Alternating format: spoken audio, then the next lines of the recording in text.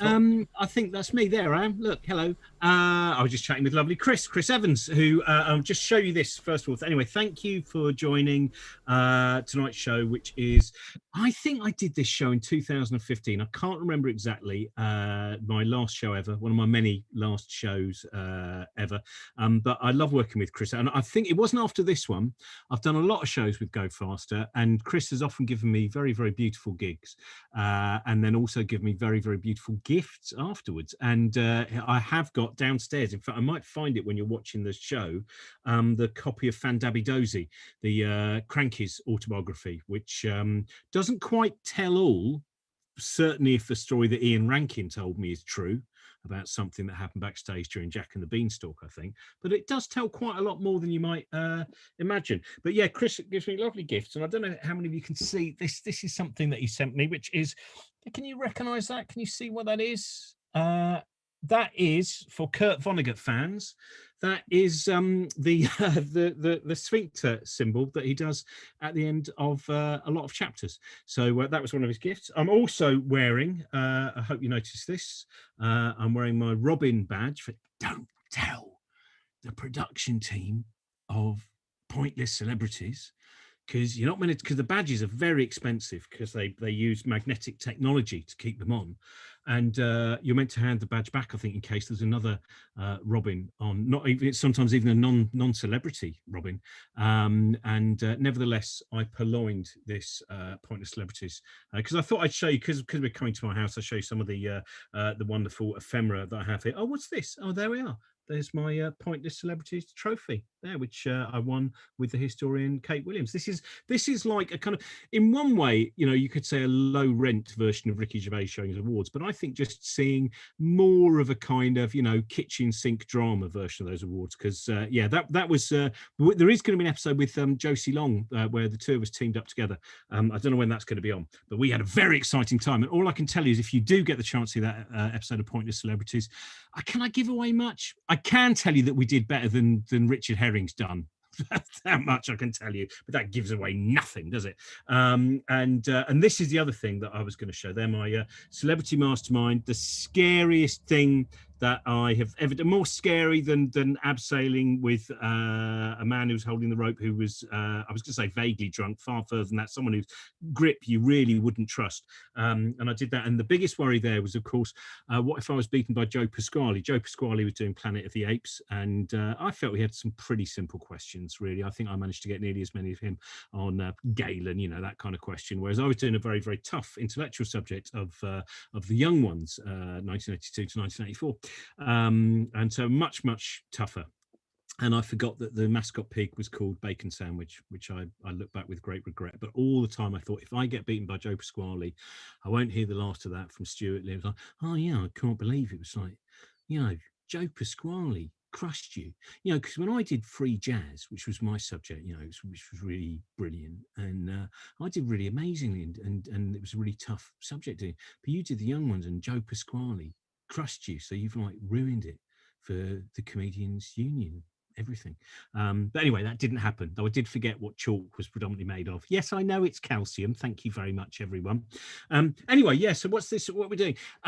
Well, sorry, I'm not in a weird mood. It's just that strange thing of still, I'm back in isolation again, second time in June. I've done 2 gigs and I've ended up isolated after both of them. Yes, showbiz was not a wise career had I predicted a pandemic 30 years into whatever kind of career this is. Yeah, so this is, it's the longest time that I've not done stand-up for, unsurprisingly, like many other people. So it's 16 months. I've done 1 gig in Trowbridge and 1 gig in Chippenham, and but this is the show that you're going to see tonight, which obviously I'm not going to watch because I would be horrible. Chris, the first time I ever filmed something with Chris, it must have been about 2007, something like that, I think, and it might have been 2006, and Chris kept saying, you must watch it to tell me what you want to cut out. You must watch it to tell me what you want to cut out. And eventually I watched it when I was doing the Edinburgh Fringe Festival. And I sent him back the notes of this 2.5-hour show. And he said, well, if I do all the editing that you've said, the whole show is 15 minutes long, because all I saw was like, well, that looks stupid and that's not a good enough joke, and that's a bit, I mean, you can do that yourselves at home as you watch this. But it was, so he said, well, I'm not going to actually, so I've always trusted Chris's edit instead. Not so much I've trusted it, but I've realized that there's a necessity for the filming of a 2.5 to 3 hour show being, well, longer than ultimately 12 minutes. So this one was, I think we've done a couple since then. In fact, this one, I was originally intending to fit in much more. This is normally what happens with the stand-up shows. I have lots of little kind of ideas in my head, and then they start coming out, and then I never fit everything in. So in fact, what I do remember is after we filmed this, some months later, we went to a subterranean room in the Bloomsbury Theatre and filmed like about another 2.5 hours of things that I wish we'd been able to fit in. I think it was for this, but this was called The Last Ever Show, which Morrissey then later copied when his Hammersmith Apollo show wasn't selling that well. He, very similar to me, decided to say he would never perform live again, so he had to come. And that was actually, I went to see that show with Dan Mersh from The Trap and Michael Legg, and it's the best scenes that I've seen of ticket scalpers just not being able to sell the tickets. And there was this fantastic Brummie bloke outside, and he was just talking to the scalper, and he was going, all right, look, you can say that you want 60 quid for the ticket, but I'm going to give you 20. And if you don't take it now, I'll come back when the show started and it's 15 minutes in, and then you can sell it to me for 20 quid. And the bloke just went, oh, all right, 20 quid then, that's another loss.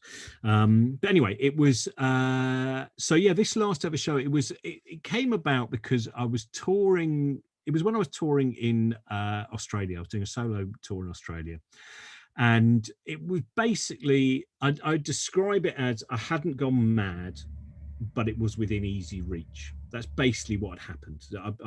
I'd not gone mad, but I knew that I'd reached kind of level of unhappiness. I've always found stand-up, even though stand-up's the only job that I've done for 30 years, I still feel very much like an imposter doing it. And I was watching all the, thinking about people like, Daniel Kitson and Bridget Christie and all of these people who, just such brilliant comics. And I just thought, what is the point of doing it? I really should stop. And it was really eating away at me, and I still feel like after nearly 30, yeah, it is now, it's 30 years of doing this, if I'm ever doing a benefit gig, I kind of look around and go, well, I know that they're all professional comedians and they're meant to be on, but what on earth am I? I've never lost that.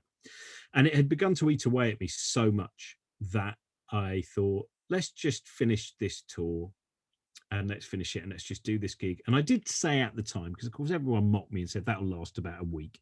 I think it lasted about 2 weeks. But I had reached that point. I thought, mate, I wonder if I can stop. And I did kind of stop for about a year. The only gigs that I did were benefit gigs, or sometimes gigs about a book that I'd written or something like that. So I was doing those, and it was really nice because I would normally go along. My son, who would have been about 8 or 9 at the time, would come with me, and we'd go away for the weekend, and I'd go and do something at the Cambridge Union or something up in Leeds or Sheffield or whatever it would be. And he'd come along, and he'd sit in the front row, and he'd play a video game. And every now and again, I'd tell a story that involved someone in our family, and he'd say, "Oh, that's not what happened. Isn't it?" Or I'd say, "Does anyone know this?" And he'd say, "Oh, I know that." I say, "Well, yeah, you know, because you heard." But he was good. He was a very convivial heckler, and so anyway, I decided that before all that happened, I basically decided that I would just try and go, if I'm going to see how long I could stop stand-up. And I did. I was really happy for a year just doing stand-up every now and again. But then I got ideas, and then I thought, I want to talk about those things on stage. And that was the end of that. And I went back to it. So this show was originally, intended to be, I can't remember what I talk about in it. I think there's something about the Fast and the Furious and William Blake. I hope you enjoy it anyway. I think there was some stuff in it that was all right. I think there was, and I had a lot of fun doing it, and it was really nice to do, and it was such a lovely audience as well. I've been very lucky. There's, it's not like I've ever played to an enormous audiences based on my name. Obviously, if Brian Cox is there, then they all turn up, and then they go, "Why is that old man interrupting the lovely physics?" But I've always been lucky that I have really nice people who come and see the shows and who I've had lots of conversations with. And after I wrote I'm a Joke and So Are You as well, which was probably the most difficult, certainly more difficult than the book I've just written to write. It was really interesting, the amount that people would kind of open up and tell me stories and things like that. And that was great. So anyway, I hope you enjoyed this. Then we're going to do a Q&A. And then I'll probably show you some more of my amazing awards that I just have lying around the house. But here is the last ever show of stand-up that I ever performed until the one that happened after this.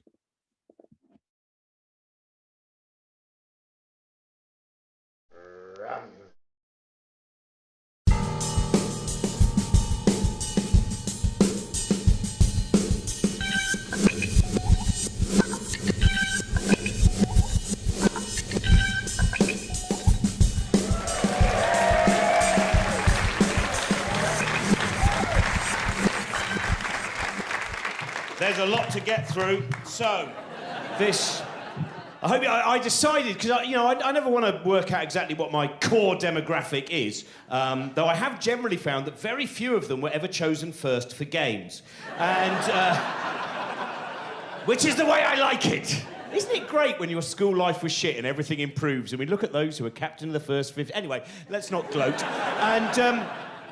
But I thought, I've got into Doctor Who, like the newer stuff, because my son's into Doctor Who, and once you've got an alibi, you can enjoy it. And I love that song. I hope you're not ready. It's called The Long Song. I think it's from nearly the end of the Series 7. And I've reached that point of middle age when any chorus, I just go, well, that's me going now. It's a chorus. It's like a whole choir singing. I'm very sad. And... This is, I should say, right, so I am going to try and get to the point today at some point, and I'm going to try and get to some kind of actual end, as it is meant to be the end of my solo touring for some time. I should probably get some kind of, should be a magnificent denouement, because it's been building up for 25 years. And I don't want it to be like the last series of Lost, and I had this thing where when I was doing a benefit here 2 weeks ago, and I was with Stuart Lee, and Stuart, he said this to me more than once. He goes, why don't you, why don't you, talk about fewer things, right? But more precisely, And I said, well, I'm not as confident as you, Stuart. I said, I talk really quickly about a lot of things because I just think that, therefore, probabilistically, some of the sentences, by chance, will be jokes. That's just kind of the way it works. I said, whereas you come up with 3 sentences, and they're really good sentences, and then you repeat them for 90 minutes. And Brian Logan from The Guardian's very keen. That's art. And he went, oh, yeah. So anyway, this is... in fact, on the art thing, before I'm going to talk about the brain in a moment, but my favourite art thing I've seen... Because as Grace said, I get really... Well, I've been travelling around a lot, and I've been to loads of galleries in Australia and stuff, and still my favourite thing... In fact, my favourite argument I've had on Twitter, when you you say something and you really didn't mean it. For once, I didn't mean it facetiously. It was a fucking joke. And you put a joke out, and then people decide it's not a joke, and they decide it's very offensive to them. And of all the things that I've kind of, dicked around with, like, when I used to have a go at there's a climate change skeptic, and I mean skeptic if you don't own a dictionary, and called James Dellingpole, who I always have to be really careful talking about James Dellingpole, because even though recently he was saying how difficult it is now because of legal restrictions for people to say what they want, when I made a joke about him on stage, he then very quickly sent me an email saying that if I said it again, he may well take legal action. So, libertarianism does seem to work one way, and and especially as I did the joke at a gig for libel reform. Anyway, so and then I did a gig in Liverpool, and I mentioned him again, and this time I got a tweet from him going, my ears are burning, I wonder why, and obviously I tweeted back, I imagine it's that bloody global warming, and sometimes I am very facetious. I understand that. That's kind of a genetic nature nurture. We're not really sure. But anyway, this was one where I was just dicking around. I wanted to go and see a Turner exhibition, but I'd run out of time to go and see the Turner exhibition. So before I left the house, all I tweeted was, I was going to the Turner exhibition, but I've decided to save money, and instead I'm just going to walk down the Thames without my glasses on, right? So... just a throwaway line about the cataracts of J.M.W. Turner, right? I leave the house, I return 7 hours later to find that my timeline is, I suppose in one way, one could say vivacious, but it's with various artists who are furious, going, how dare you? How dare you? You think you're better than Turner? Well, I don't. It was a joke. It really was a joke. I didn't do it. I'm very short-sighted. If I did, I'd fall into the Thames, you know. I just... He went, yeah, well, why is it that people who are into science hate Turner so much? I didn't even know about that, and nor do any other scientists. And this went on and on. All these people joining in. How dare you attack the arts? So it really was a joke about Turner. Right, and this goes on for a while, and then eventually, because all his followers are joining in, I started retweeting some of his more ridiculous... Till at one point he went, well, thank you very much. You've ruined my timeline. I was having a lovely argument about Constable versus Turner. Now it's all full of your fans, right? I said, well, you were tweeting to all your followers. He went, yes, but it's not fair because I haven't got as many as you. And I said, but that's never how war worked. You know, it's just there wasn't a moment where, oh, bloody hell, William, Harold and me weren't expecting you to bring so many over. We've only brought 15, 14, you know, and so...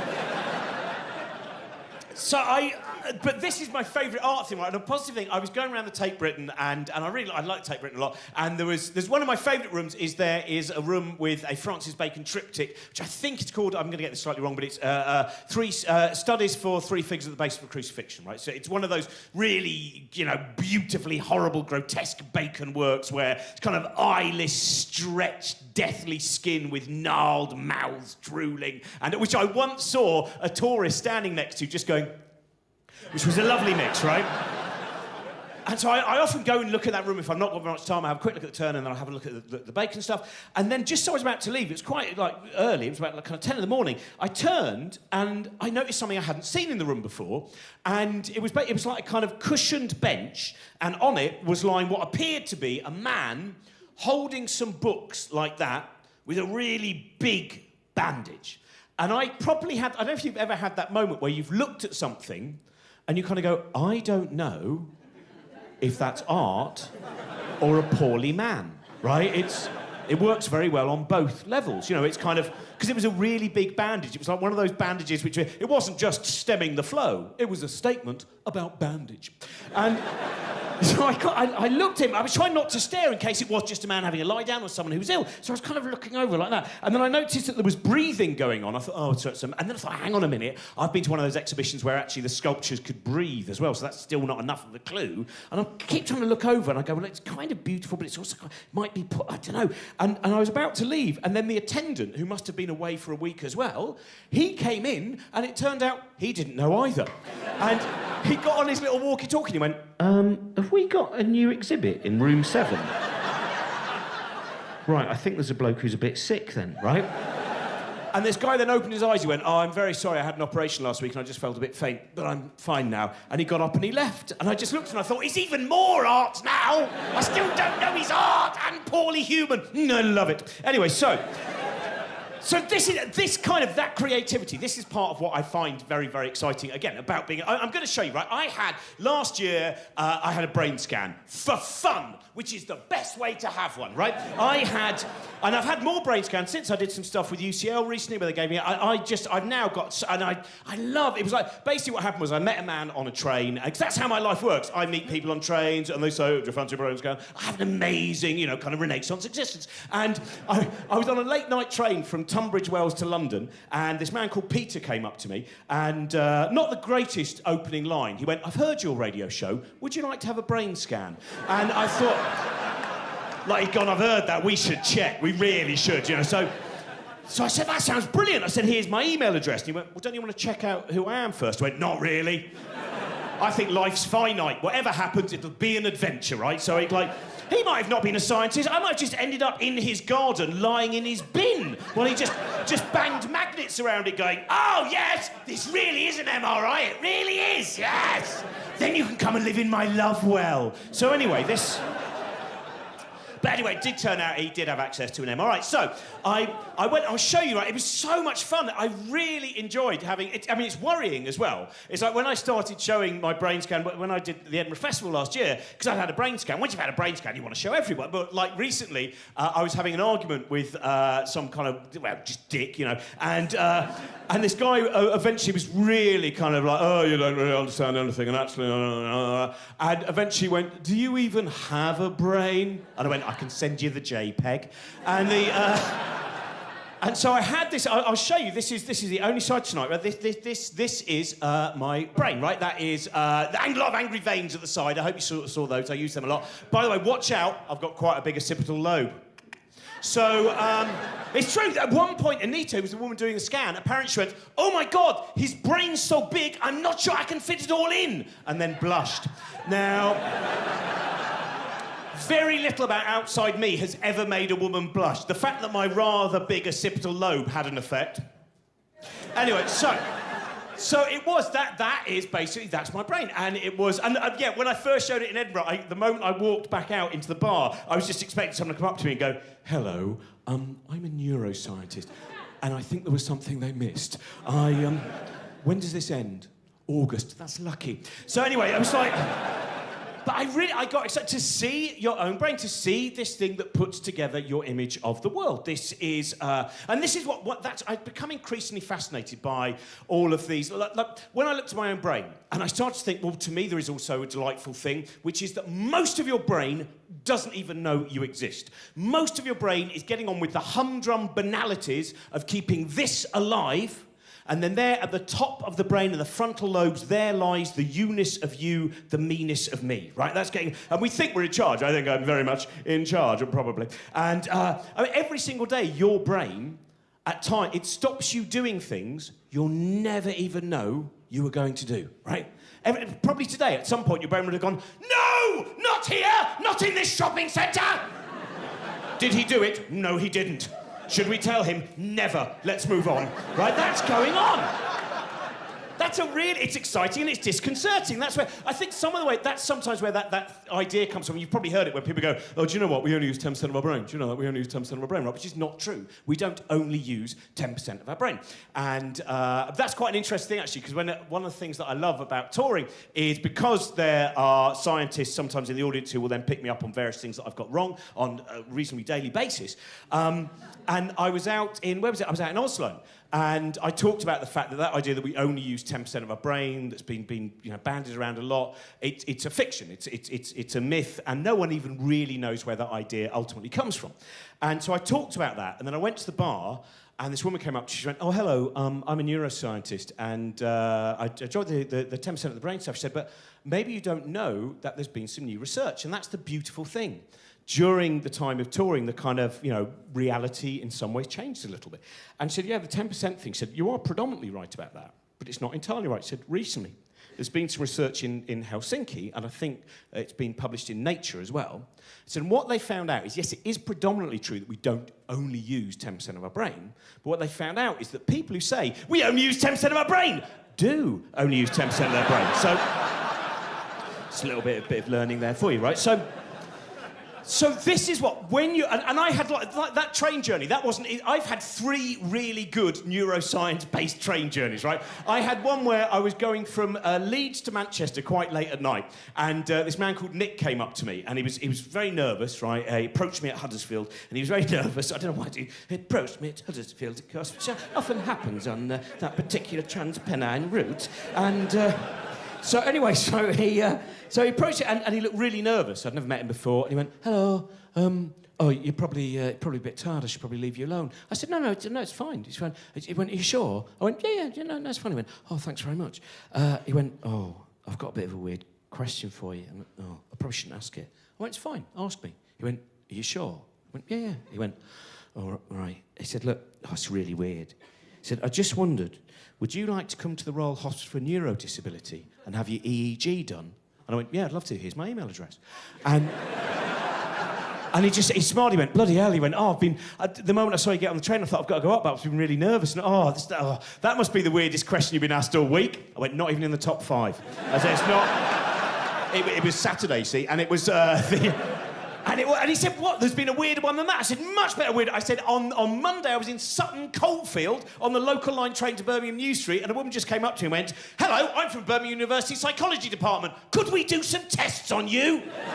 He said, "What did you say?" I said, "Yes," and I went there on Wednesday, right? And I genuinely, I love all of these tests. It's so, like, this was the one that happened to me in Birmingham, right? Hayley Drew is doing this interesting work in something you'll probably know about, which is the rubber hand illusion, right? The rubber hand illusion is fantastic for teaching you about how your brain and your mind put together an image of the world, right? So I'll run you through it. Basically, the rubber hand illusion, what you do is, so I went to her office and I sit down and there's a desk which is about that high, and I place my left arm under the desk, so I can't see my left hand and I can't see my lower arm.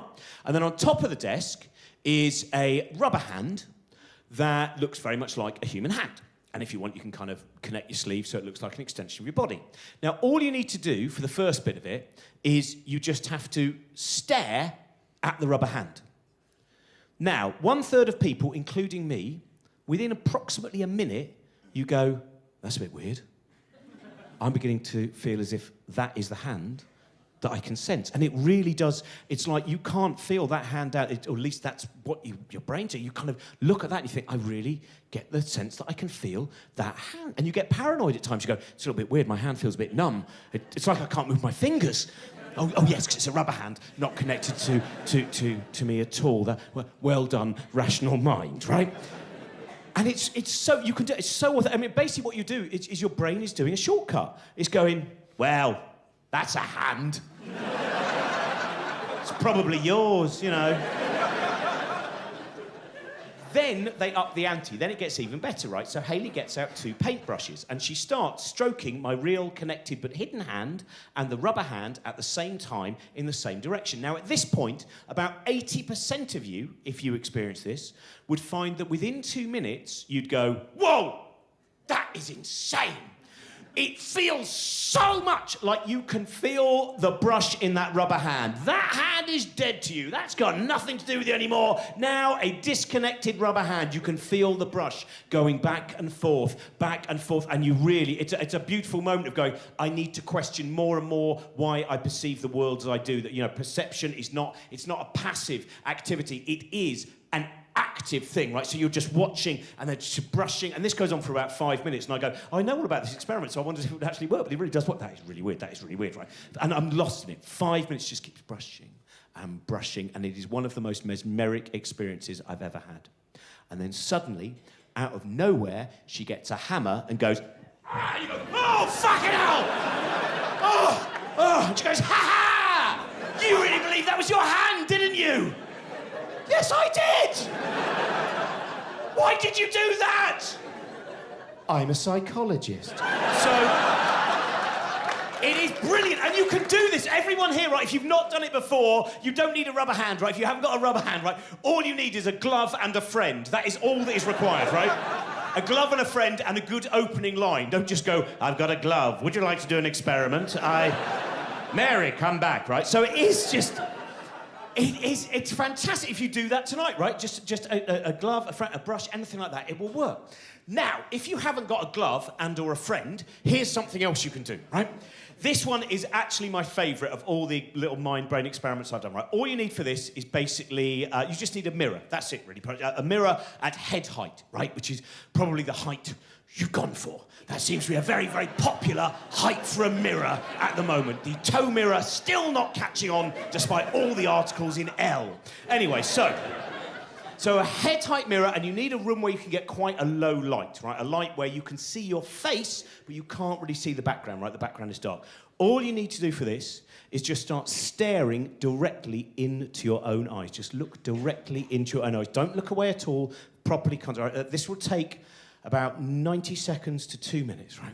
And then again, about 80% of you will find that after that period of time, you will get the sensation, the visual sensation, that your head is changing.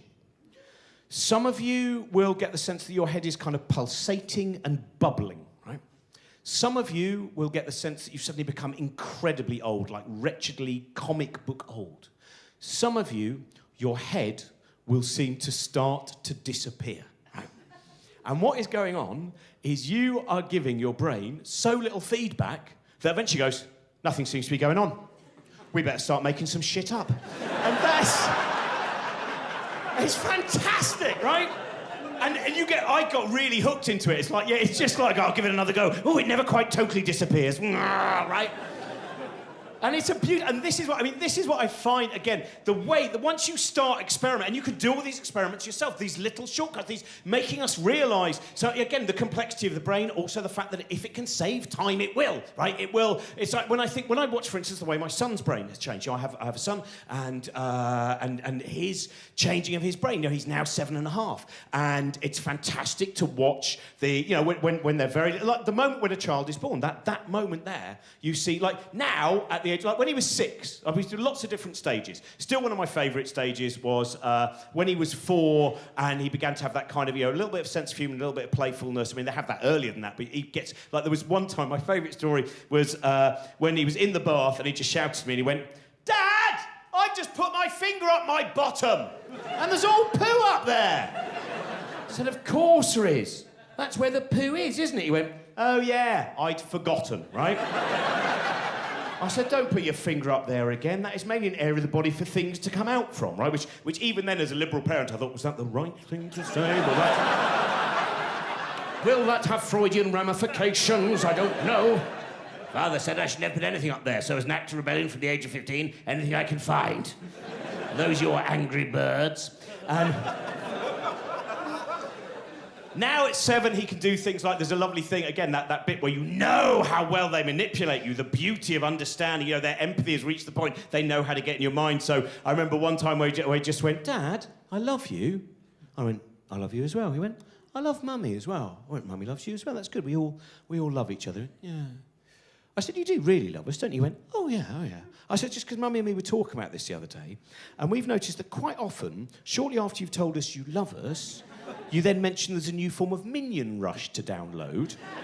We wondered if there was any link." And he went, "Oh, really? I don't think there's a link." And then I went, "Do you know what? Sometimes we think you just wrap us round your little finger." And he looked at me and he went, "Maybe." So it's seeing this, and it is, for me, there's a lovely phrase, Timothy Leary and Robert Anton Wilson used to use it a lot, reality tunnel. The way that, again, the world that we see, the perception that we have, the way we build together images. Like for him, this is the story I want to tell, when he was 6 years old, and he beginning to lose his first set of teeth. So I've been away for a few days, and I get home, and I walk in, it's like midnight, and my wife goes, "Oh, thank heavens you're home," right? Which is, she never normally says that. She normally goes, "Oh." It's like, I don't watch very much television, right? I'm not actually allowed to watch television with my wife, because apparently I spoil it. Shut up! I'm just saying the plot of this particular story of Lewis doesn't really make logical sense. Shut up! Go to your attic room! My life is basically a gender reversal of Jane Eyre. It's just this... What's that noise up there? That's the first, Mr. Ince Scamper. So anyway, right, so I get home, and I say, "What's the matter?" And she went, "Archie, he hates me." I said, "I'm sure he doesn't hate you." She went, "Yeah, he does." I said, "Well, what's happened?" She went, "Well, you know his teeth are wobbly." I went, "Yeah." Said, "Well, last night, one of his teeth must have fallen out when he was asleep. I didn't realise it'd fallen out, so I was just tidying the bed this morning. I thought I'd found like a mouldy old bit of popcorn, so I just threw it away. Then he came back from school, said, 'Where's my tooth?' I realised what had happened. I explained. He's now really cross, and, you know, he says he's not going to get any money from the Tooth Fairy." I said, "It's OK, we can deal with this." She said, "How?" I said, "All right, I will write a letter from the Tooth Fairy's undersecretary," right? So the first one, very simple letter. I just wrote, "Dear Archie Joseph Ince, it has come to our notice that a small tooth has been found in a drainage grate just outside your house. Could it perhaps be yours? We've heard your mother can sometimes be rather errant with your wobbliest teeth. If so, we'll be able to arrange some form of remuneration. Lots of love, Zaffo, the Tooth Fairy's undersecretary," right? He wakes up the next morning, he finds the letter. I said, "Remuneration." He said, "What does that mean?" I said, "Money." He said, "Good." Right? He said, "What do I have to do?" I said, "You now need to write a letter to the Tooth Fairy explaining that you believe that was your tooth in the drainage grate." He went, "OK," so he writes a lovely letter. The next night, I'll write letter part 2. "Dear Archie Joseph Ince, we have now double-checked, and we're almost certain the tooth in the drainage grate was yours. In fact, while you were asleep, we popped into your mouth, slid it in, slid it back out again. Almost perfect fit," right? Because I thought I'd spook him a little bit as well, right? "Please tell your mother to be more careful with your errant teeth in future. Lots of love, the Tooth Fairy," right? He wakes up the next morning, he finds the letter, he finds £2, and he goes, "Brilliant! brilliant, but what a rigmarole. And it's that beautiful bit of that level of understanding of going, do you know what, I'm not entirely sure I do believe this myth, but I do like £2. Keep on believing. And that's what I find, you know, when I see that all the different ways, you know, like, again, when your child is born and you see the change in your brain, the change in your emotions. There is, you know, when Archie was born, I remember that like the horror, the terror of like when you're first handed your child and you kind of looked, in fact, I remember the first moment that he was handed to me, and because everyone said to me, oh, you'll just burst into tears because it's just incredible, and I didn't, right? I didn't. It was like 5 in the morning. In fact, my first reaction was, oh, no, he's uglier than my sister's baby. Quite competitive family, right? And then I looked together and went, oh, no, he's not, because her first one came out a little bit on the pointy side. And so... And then there was, you know, things like, it's like when you first hold a child and you suddenly realise a child, when it's born, it's not a blank slate, the brain, but it is blankish. There is a lot of filling in, and that's your responsibility. You have to make sure your child kind of grows up with as much empathy and altruism and curiosity and kindness, right? And that, I remember when he was born, within about 2 days, I started to think, oh no, what is the one thing that I'll do that will accidentally turn him into a mass murdering serial killer? It'll just be one mistake, but that one fuck up, 40 years' time, he'll have killed, cooked and eaten 53 people, and I'll go and see him in prison. I'll go, oh, Archie, why did you kill, cook and eat all of those people? And he'd go, don't you remember, Father? I go, no. So I'm surprised you don't remember. It was that day on the beach. Chesil Beach, I think it was. I was eating a mivvy. There was a sudden gust of wind. The mivvy fell and landed in the shingle. And you shouted at me, even though it wasn't my fault. From that point onwards, I knew I'd kill. So it's...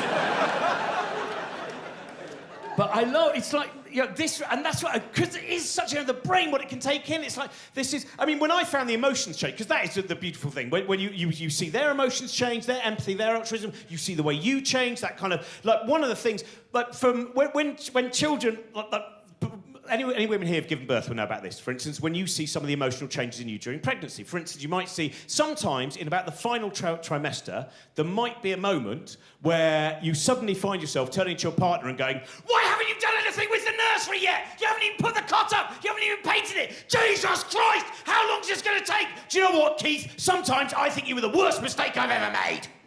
Different levels of that, but you might have experienced that, right? That is a hormone called prolactin, right? When that kicks in, that gives you the nesting instinct, and that gives you the desire. You've got to turn that place into a nursery, right? And they've checked this out, by the way, by injecting prolactin directly into the brains of male rats, and it just makes them run around their cages and make loads of beds for no reason whatsoever, right? It's just going, make one over here, and one over here. Why are we doing this? I don't know. Make one over here, right? It's one of my favourite animal experiments, and I know you shouldn't have a list, right? But I do. It is. There's some of them. I'm a vegetarian. I'm allowed to have a couple. So it's this, and it really. Oh, like this is a great one, right? There was because I'm fascinated by the different ways that different creatures' brains appear to work and perceive the world. And it's like a friend of mine, Andrea, who she used to look after the gorillas at London Zoo. As I said, you know, wizard, mathematician, gorilla looker after. These are the friends you need in your top 5, right? And we would often have discussions about what she'd seen in the gorillas and that level of behaviour that gorillas have. And one of my favourite discussions, she's actually gone out to Africa now to look after some monkeys. But so I just realised what I said. And look, shut up. So fucking hell, 2 hours in and only now the inner monologue leaks out. So this is, why are you giving up stand-up, Robin? I forgot who I was. Have you seen any films with John Lithgow made by Brian De Palma? Yes, Raising Cain. That's a very specific reference, isn't it? Some of the references are very specific. That's why I had to stop. Does no one know Brian De Palma's least known film? Did no one get the list? Looks like my routine about Battleship Potemkin's gone to... Anyway, right, so Anyway, this was... right, so we were talking about the gorilla behaviour. And there was... they got a new male gorilla. It was from Paignton Zoo. And we were sitting in the pub, and she was talking about it. She went, we're having a lot of trouble with this male gorilla. I said, really? She said, yeah, even by the standards of other male gorillas we've had, he seems very, very hard to predict. And in terms of his aggression, it's kind of problematic. I said, that does sound like a big problem. She went, yeah, it is a big problem. She said, it's not the biggest problem, though. I said, really? So what's the biggest problem? He said, the biggest problem is every time we go to clean out his bed, we find new nuts and bolts. We have no idea where they're coming from. So it's basically... It's just great, man. But this is the experiment that I find intriguing. This was quite recent. In fact, I met someone who was actually from this lab, right? Now, bees, right? I love bees. I'm a big fan of bees. Bees are basically the new dolphins. That's what's happened, right? You probably remember dolphins had the 90s, bees have the 21st century, right? The kind of thing that The Guardian goes, I think we can put something about bees in this week. We'll have, I do love The Guardian. Look, here's poverty, and here's a watch you can buy. Now ask Molly Ringwald. Anyway, so the...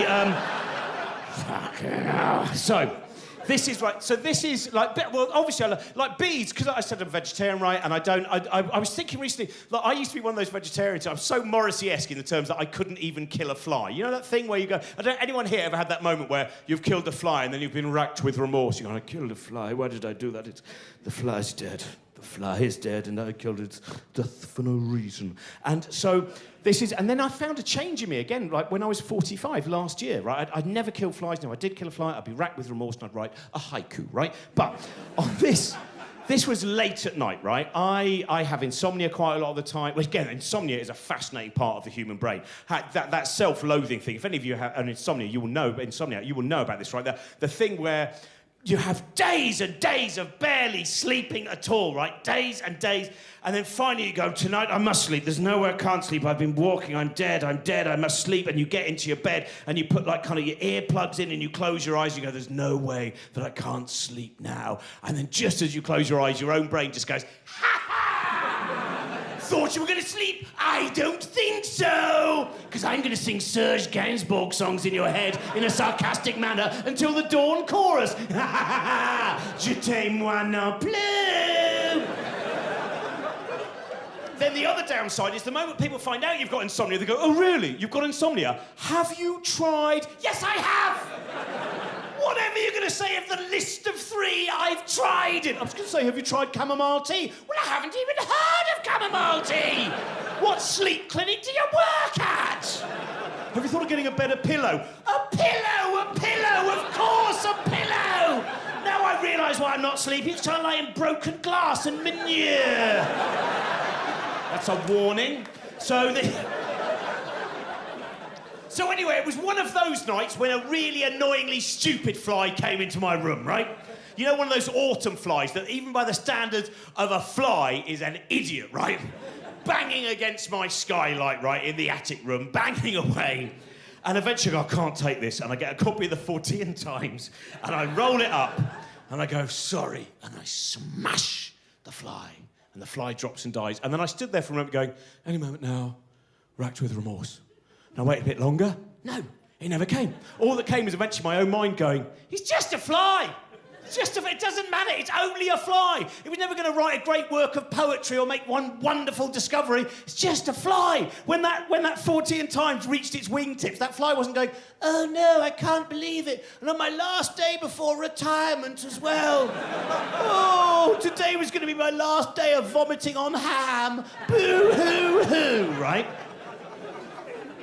But I could not kill a bee, right? And the simple reason is because bees have evolved a complex language of dance. And I think anything that has evolved a complex language of dance... In fact, I'm going to try this out. I'm going to go to the next series of Strictly Come Dancing with a crossbow.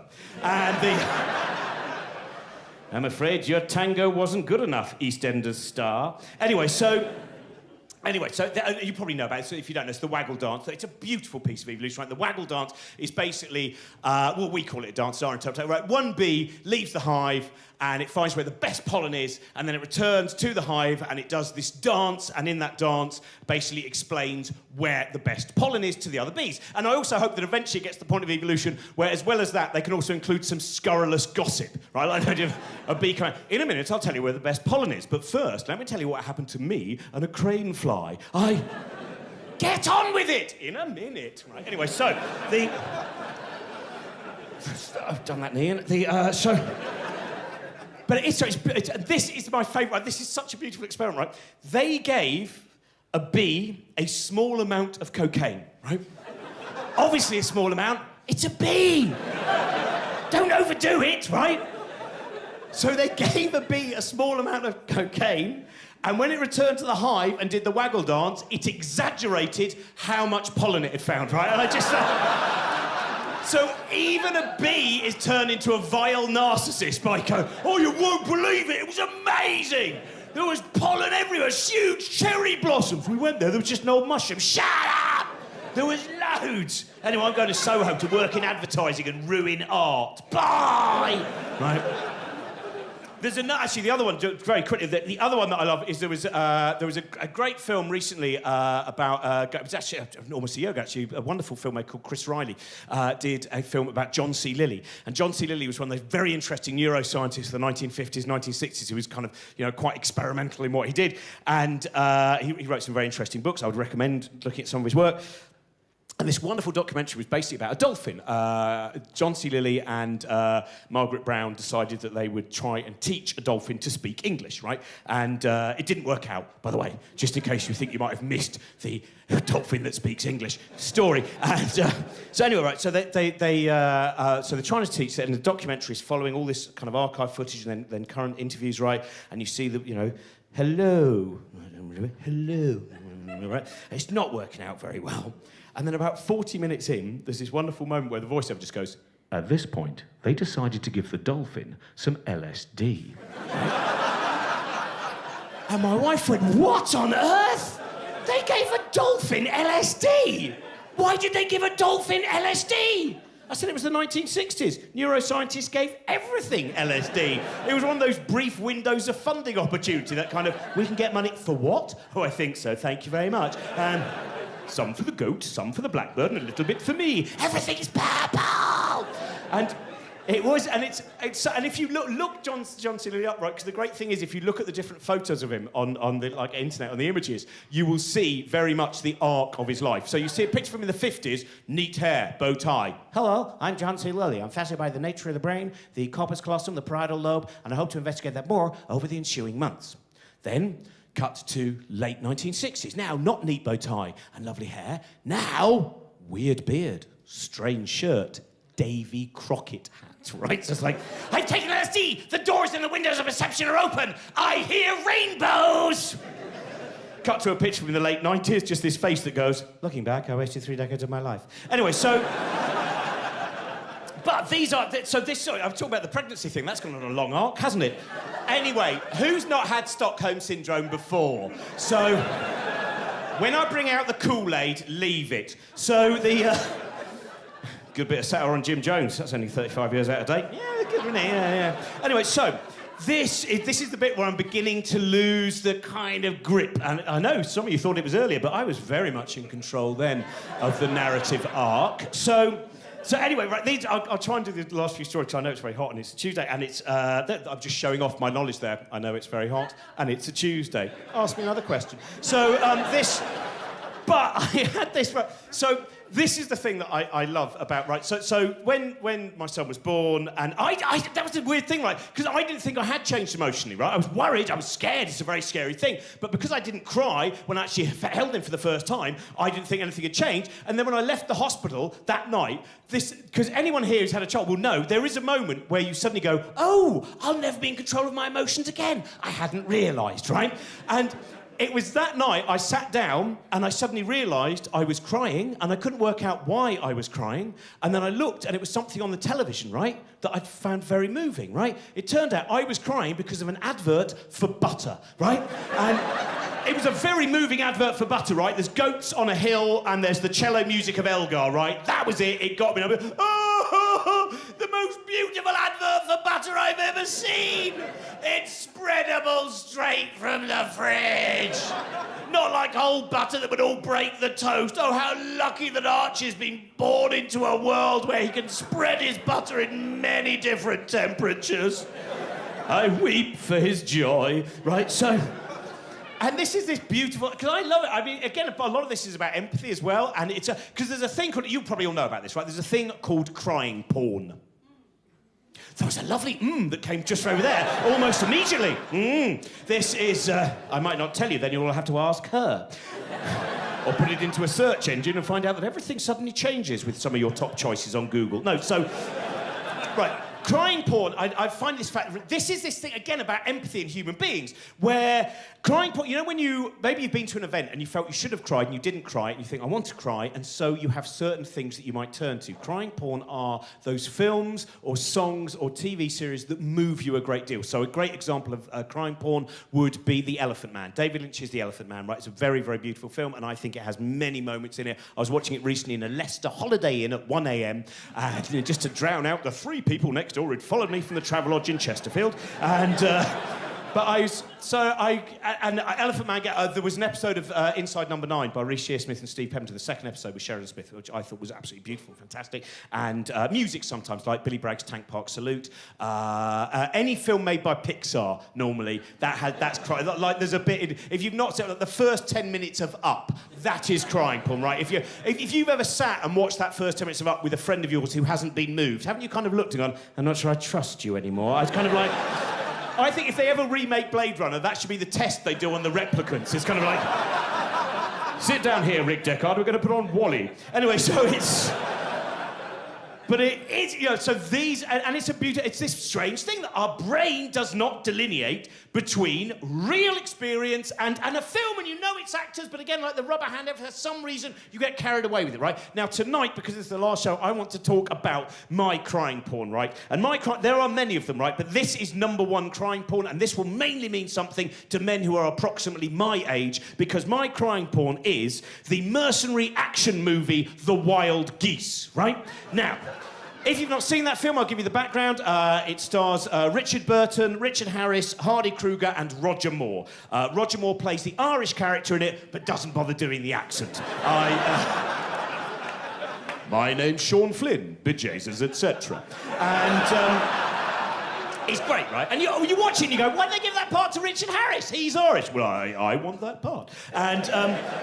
And it's this, and they used to show it a lot when I was a kid, right? And when I was a kid, I just liked it as this kind of reasonably preposterous action movie. It is a well-made film, right?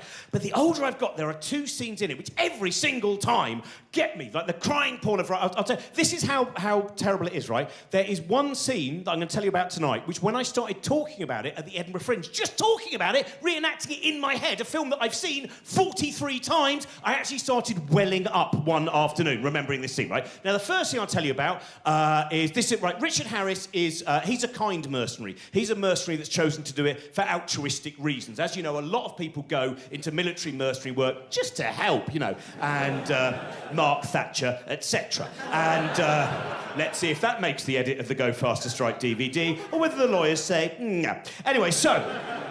This is there's Rich Harris, he's got this little boy, right? This little boy called Emil, and he's bringing him up on his own, and they love each other very much. We know how much they love each other, and there's a real level of kind of jeopardy as well, because Richard Harris wasn't even really meant to go on this mission, but he's Richard Burton's best mate. So the first moment of crying porn is right near the end. Spoiler alert, right? So, but it came out in 1978. But spoiler alert. Right at the end, the scurrilous banker has betrayed them all, right? It's a very prescient film, right? The scurrilous banker has betrayed them all, and the few surviving elderly mercenaries are running towards a plane. And the plane has to take off on the first go, or that's it. Roger Moore is in the cockpit. He's got to get the plane up in the air, right? They're running along. They're being chased by other people, right? In this African Republic. And Richard Harris, Richard Burton, they're best mates, right? Richard Burton's on the wing of the plane. He's going, come on, Rafer. That's Richard Harris going, come on, Rafer, get on the plane. Get on the plane. He's going, I'm nearly there, Alan. I'm nearly there. He goes, come on, Rafer, get on the plane. Get on the plane. He goes, I'm nearly there, Alan, come on. And their hands meet, and you think, yes, Richard Harris, he's got his kid at home, he's going to make it. He's going to make it. Their hands meet, and then suddenly there's a shot. He's shot in the knee. Their hands, they loosen, and suddenly he's away from the wing. And Richard Burton, the desperation in his eyes, come on, Rafer, you can make it. I know you can make it. He goes, I can't make it, Alan. I can't. He goes, come on, Rafer, I know you can make it. He goes, I can't make it, Alan. Shoot me, Alan. Shoot me. Because I can't shoot you, Rafer. I can't. He goes, shoot me, Alan. Shoot me. And he shoots him. And the blood just goes on the camera lens. There's a huge surge of orchestral music. And then Richard Burton just walks into the cockpit. He sits down and he goes, I had to shoot Rafer. And Roger Moore goes, I can't seem to get the plane up. And everything's fun again, right? But that's not the moment that got me when I was talking about this in Edinburgh, right? This is the scene that got me. There is a scene where, as I said, Richard Harris and Emil, they love each other so much. And they, at the beginning of the film, we know they were going to go on the best holiday ever. They were so excited about this brilliant holiday they were going to go on. Whooping and cheering. Then they bring the mission forward. Emil is not going to go on that holiday. In fact, he's going to have to spend his Christmas at school, right, being looked after by the head teacher. And Richard Harris, he turns up at school, he's got all these presents, and he walks in, and Emil runs up and he goes, Daddy, Daddy, Daddy, what a lovely surprise. He goes, well, I love to surprise you, don't I? Let's go and sit here, Emil. And they sit down. And he goes, now, Emil, I've got all of these. He goes, oh, lovely presents. He goes, now, Emil, I've got a bit of bad news for you. And he goes, what's that, Daddy? And he goes, I'm afraid we're not going to go on the holiday. And Emil's face just dropped, like this kind of moment of betrayal. This is, a father to his child. And he goes, but why, Daddy? And he goes, well, look, we're going to go on another holiday. We'll have a wonderful time. But we can't go on this holiday. And he goes, look, open one of these presents. And he goes, I don't want to. And he goes, okay, Emil, I understand. He goes, anyway, Daddy, I've got to go and play games. Because, of course you have, Emil. And he just looks into Emil's eyes and he goes, Emil, I love you, Emil. Emil doesn't say anything. He just stands up and he just starts running down the pitch, and he's running and he's running, and his eyes are filled with tears. And when he's out of earshot of his father, just with his eyes so heavy and so wet, he just goes, I love you too, Daddy. Fucking every time, right? That nearly happened then, right? Every time. And it's just, and this is the thing, my brain doesn't delineate. It's a film I've seen 43 times. I know what's going to happen. And nevertheless, oh dear, Emil, I wonder if Richard Harris makes it this time. It's not going to happen, right? And that's the thing that gets you see that moment when you realise that films can be as potent as real life. And then I got worried, because I thought actually films might be more potent than real life, because real life doesn't have an orchestra. And it's just he died. Yeah, no cellos, fuck it. So it's just... But I'm sorry, I'm overrunning terribly. Right, so the three things, I'll tell you three stories and then I'll let you go, right? Which is... This was one as well, right? I'll tell you this. This was... I had a while back where... Because I said I don't watch television. This is one thing that I love, that when I started doing the show about the mind, there was something that I wanted to explain to people, because I am so fascinated by, as someone who, kind of, there's moments of paranoia, the confusion of what it is to be a human being. And there was a while ago, one of the things that I love, right? I love books, right? I love books too much. My agent once said, you've made the leap from bibliophile to bibliosexual, right? And I just... And, and I'm always coming home with books, and I just see my wife going, no, not more books, please, not more books. No. I try and time it, going, she should be out now. Oh, God, she's come back early. Sometimes I genuinely had to hide books under our shed. She'll never find them. And she once turned to me and she went, oh, why can't you just be a junkie? That takes up less space. And it was a joke, but it was meant. It was books, needles. Anyway, so this... And I love it. And then one of the things that I love about it is when you read a book and one of the things that I enjoy, like when I was down at my favourite bookshop, there's a wonderful bookshop down in Falmouth called Beowulf Books, which is a bookshop and a pub. How can you survive that? I'll just buy these 3 books and have a pint of Doombar. Look at the other books. You could have them as well. Shut up, Id. You haven't got a good book on Caravaggio. One more pint of Doombar. There's a Philip K. Dick encyclopedia that looks nice. Fuck it, I'll have them all. So... And I found myself, I was sitting on the train to Truro once, where I was sitting reading this book. It was by Colin Blakemore, who's a neuroscientist. And I was reading this book, and I thought, this is the beautiful thing about books, which is most animals, when they die, they leave behind skin and blood and bones and maybe eventually a fossil. But when we die, we might leave all those things, but we also leave behind some of our thoughts, some of the things that actually made us the personalities that we are. They might just be postcards or letters or journals or poetry, whatever it might be. Some of what you are is left behind. There is this beautiful thing that a book to me is a fossil of the mind. When I look at the work of Carl Sagan and I think, oh, I wish I could have met Carl Sagan, got him on Infinite Monkey Cage, and I think I never got that chance. But then I pick up Demon Haunted World and I think, but he is still in here. There is some of what made Carl Sagan inside this book, right? And when I was sitting on this train reading Colin Blakemore's book and thinking how wonderful this is, that here lie the thoughts of Colin Blakemore, by the way, still alive. Here lie these beautiful thoughts. Some of the fossils of the mind of Colin Blakemore are here. This is a beautiful thing. And then I turned a page and I found out I had a double whammy, because this didn't only contain the thoughts of Colin Blakemore. It turned out in the margins there were also the angry scribbles of an academic that clearly disagreed with the cut of Blakemore's jib, right? So, and it's brilliant. Like first page 9, it just in the margin just goes, "This young man's beginning to annoy me." Few more pages, then it goes through this page. He doesn't even seem to understand gravity and buttered toast. Oops. page 24, he's just done little corrections of how he thinks the sentences could be better. And then by page 54, he just goes, "I'm going to stop reading now!" exclamation mark. But he didn't. And it's just, I love that. It's so exciting, right? And it's just, and this is what I find, is because our thoughts are self-consciousness, in one way it gives us incredible kind of advantages, and it gives us the chance to look at the beauty of the world and to be curious about it, but it also brings with it paranoia, self-loathing, uncertainty, lots of... Like, there is that thing where, I've talked about this before, right? The imp of the mind, right? And the imp of the mind is... Right, I'll give you an example. Imp of the mind are... Our thoughts don't come invited. Thoughts just bubbling away all the time, and sometimes you might have a thought where you go, "Oh! I didn't think I was the kind of person who'd think that. I wonder where that came from. Must have been my mind, oh dear." And I'll give you the classic example of the imp of the mind. The classic example of the imp of the mind is when you're holding a baby, right? It might be your baby, it might be somebody else's baby, and you are perhaps at the top of some stairs, or by an open window, or near a cliff, right? And you're standing there, and suddenly you go, "Ah! I just imagined throwing the baby over the cliff. I must be a madman. I must be a psychopath. I must want to kill babies.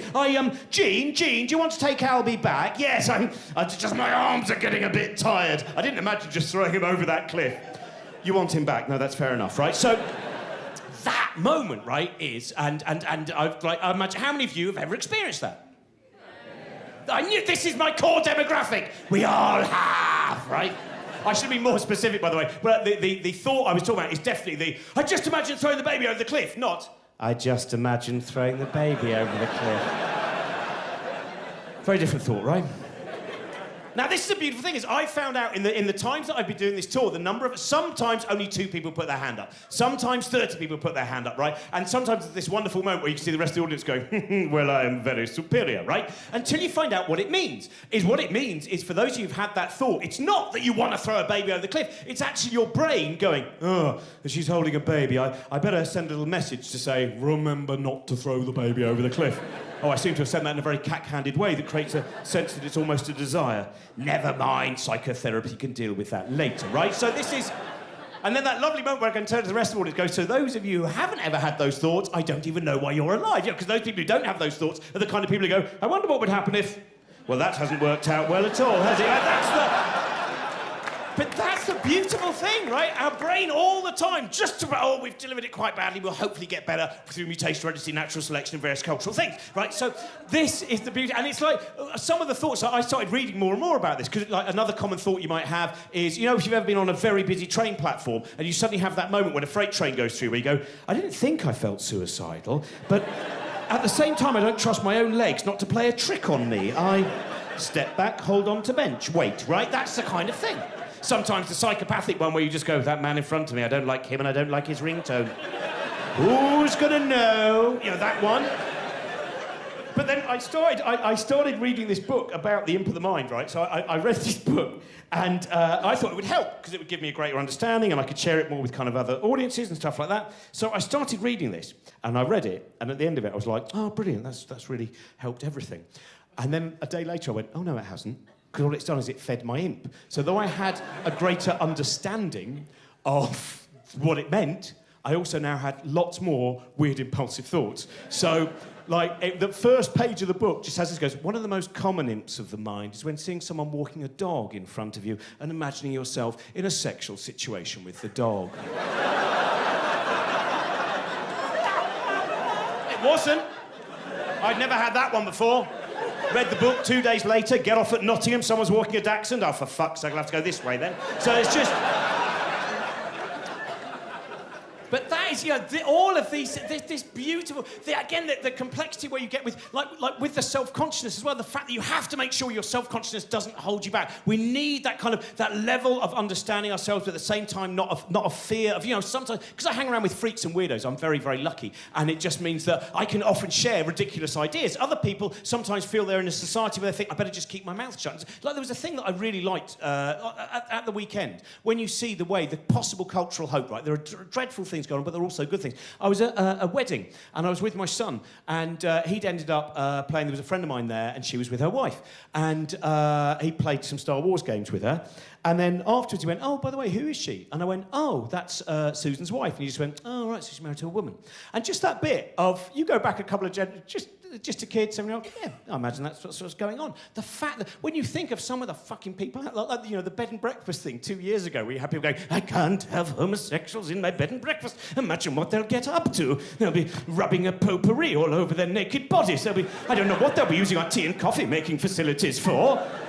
You think, well, people generally in bed and breakfast, they don't have sex. It's not the right place, is it? It's the decoration, it's the doilies, it's the kind of...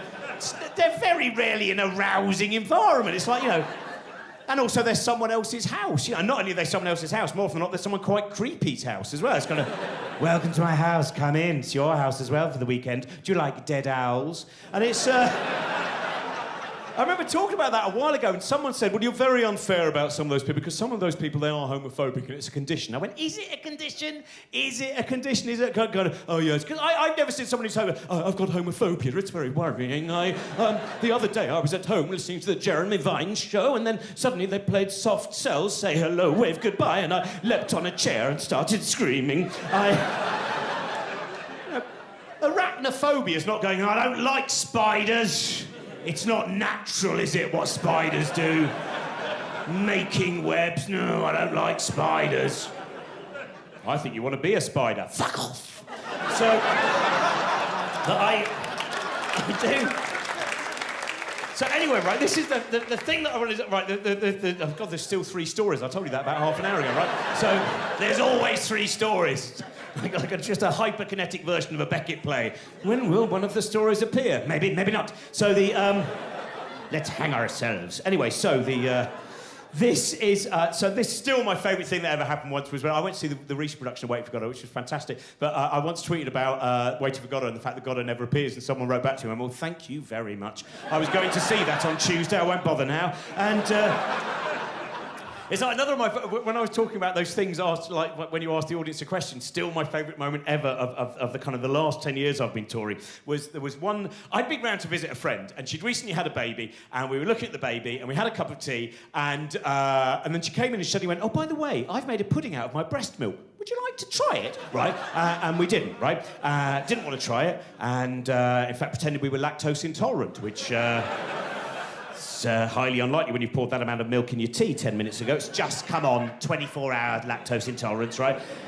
And then I was talking to this friend of mine that I went round to the house with, and I said, why is it we as human beings don't like the idea of eating something made from the breast milk of someone we know? We'll have milk from a cow, and they're generally less hygienic, but we won't have...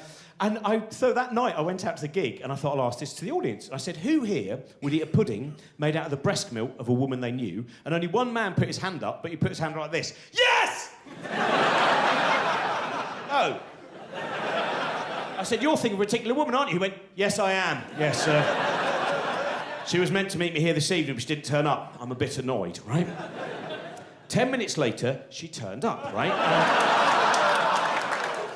Door at the back opens, I go, that'll be her. He's right at the front, so she just have to walk through a whole audience that are sitting there going, we know a thing. And it's... So, 3 stories. But this is what, right, this is one of them. One of the ones that I want to talk about was, because I mentioned before about television, right? I don't really watch television, and this is where I get, when, again, middle age, I've reached that point where, if you've ever seen the film, The Invasion of Body Snatchers, the first version, right? I am like Kevin McCarthy at the end, just going, you're next, can't you see? Or I Am Legend, right? By the way, when I say I Am Legend, I'll make this clear, I mean the book I Am Legend, the brilliant book I Am Legend, not the shitty film with Will Smith, a film that doesn't even understand its own title. Will Smith, leave science fiction alone, you're spoiling it! Anyway, so the niche, and so... This was... So this is the thing that gets me wound up, is I think, there's so much potential to do things, right? And this is why I don't watch television. I was going to say a friend of mine, it's someone who hangs around me and I can't get rid of, right? And this... and then, when people just go, oh, you must see. Have you not seen? You must see. Oh, it's really amazing, right? And it's like when... I've still not seen 12 Years a Slave, right? Just because I've been busy, I've been travelling a lot, I haven't seen a lot of films. And someone once said, you must see... I mean, you've seen 12 Years a Slave. I said, oh, I haven't yet. And he looked at me and went, why haven't you seen 12 Years a Slave? As if my act of not seeing 12 Years a Slave actually means I'm a little bit pro-slavery. So I'm not. I just haven't had time, right? And this is the same person who said to me this thing where they went, this is a bit fright. Gogglebox. Right? I don't know how you feel about this show. I spent 3 years of people going, you must see Gogglebox. Have you not seen? You really, it's won the BAFTA. It's a really amazing piece. It's great, right? Well, what is it? Well, you won't believe what it is, right? It's people watching television. Yes, yeah, it is. But it's more than that, right? Because they're filming them and they say things. And some of them are posh, and some of them are drunk, and some of them are camp. And they say things like, he's fat. It's really amazing. It's like lifting the lid off humanity. It's really amazing, right? So after 3 years of putting this off, I finally watched it, right? I watched it for 10 minutes, and then I cleaned up the broken glass, right? So...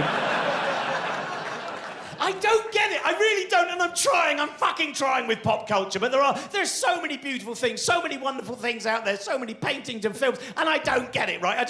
This is like when I was watching.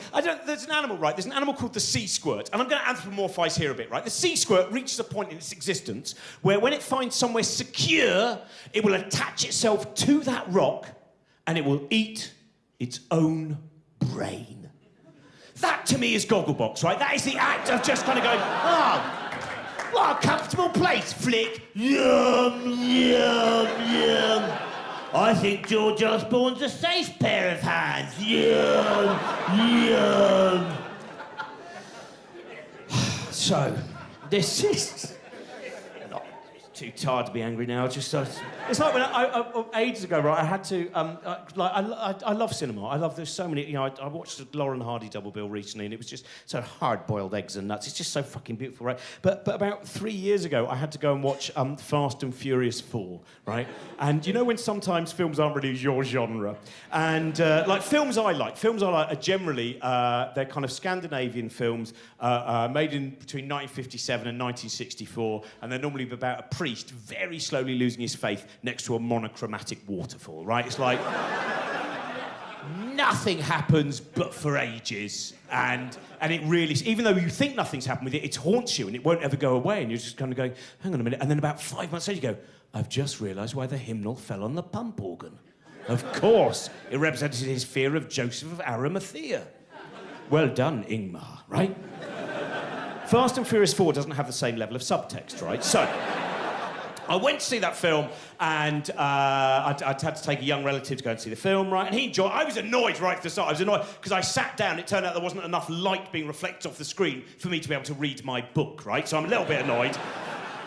And the film's fine. It's what it is. You know, vroom, vroom, vroom, vroom, vroom, vroom, vroom, vroom, vroom, vroom, vroom. I'm in a bra. I'm in a vest. Vroom, vroom. So that's rough. I've saved you a lot of time. Spoiler alert. Film goes vroom.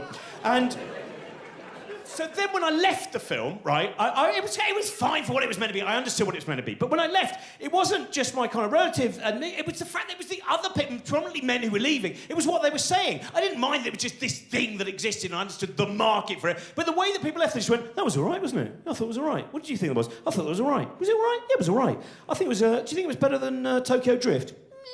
Maybe, but it was all right, yeah. And this is what got me, right? This film, I looked up how much it cost, right? It cost over $100 million, right? Before marketing. Over $100 million, right? If you make something that costs over $100 million, that's got to be more than that was all right. It's 100. Think what it's like, you know, it's only going, yeah, that was all right, wasn't it? Should we go to Pizza Express? Yeah, that's a good place to go, isn't it? Because it's all right. It's not too good, it's not too bad. One goes in and then leaves fuller than one was before, but has no memory of the meal. For the best. I don't want to have to change my thoughts. And it's just... I've never had to go to Pizza Express and go, oh my God, what have they done to the olives? There's a party in my mouth and it won't end.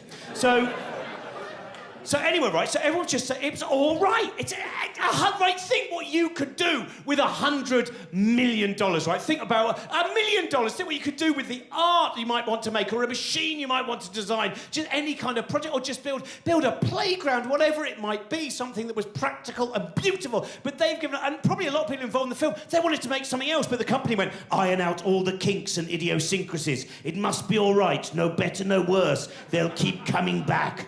They love the banality, but they don't like change. Vroom, vroom, vroom, right?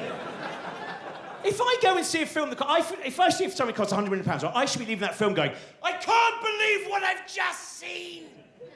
I've just seen Fast and Furious 9, and nothing will ever be the same again. It's as if Vin Diesel has lifted the scales from my eyes. I was blind, but now I can see. I left the Odeon foyer as if I was coming out of the womb for the first time. The waters broke, I saw the sky, I saw a rainbow, and in that rainbow, 7 colours I've never even seen before. Colours that were new to me, for surely Vin Diesel is the new Newton. But what was it like? What was it like? I can't tell you what it was like. It was like sitting in an armchair with Aldous Huxley slowly feeding you peyote while you talked to a dolphin.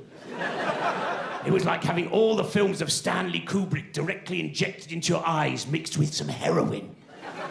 It was like sitting up an oak tree on Primrose Hill with 3 angels, William Blake and Billy Bragg, all singing Tank Park Salute in Jerusalem while they played lutes made out of their own hair. 3 stars. So it's just the... I just think, that all of these... That moment of, to me, the final, I will tell you only one more story, I promise, right? And it is just about, it's about the passion. I really think it's, things go up and down, self-loathing, love, all of these things. And there was, right, the last time, not the last time I was here, but I was here back in November, right? And this is one of those experiences when you realise that you have to be aware of your self-consciousness, and sometimes you have to take action, even if some of your mind is going, I wouldn't do that if I was you, right?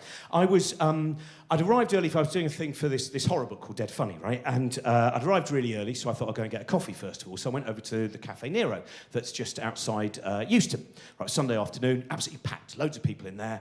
And I thought, well, I'll just get but I went there, got a bit of cake and black coffee, and I went and sat in the corner seat. There's one corner seat right in the distance there, and that was fine. And I sat there and I read Crabs on the Rampage by Guy N. Smith, one of the best of the giant killer crabs attack the coast of Wales genre that I'm sure you're aware of. Anyway, right, So I sat there reading this book, and then there was this point where, well, basically there was some kerfuffle.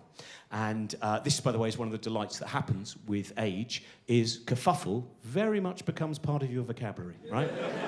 Younger people, kerfuffle. It doesn't trip off the lips. You suddenly get to 42 and you go, kerfuffle. Yeah, there was some... In fact, sometimes I also straightened the seam of my cardigan. There was a little bit of... kerfuffle. And, in fact, then it rose to the state of hoo-ha. It was one of those Sundays. So, yep, kerfuffle and hoo-ha. So what happened was this guy came in, I didn't notice him come in, and he started shouting at the woman working behind the bar. There was actually only one person there, this one woman, she's working there, one barista, and this guy comes in and he just starts shouting. I won't use the words he used, I'll use lower level swearing, but he just starts to go, "You cow! You stupid cow!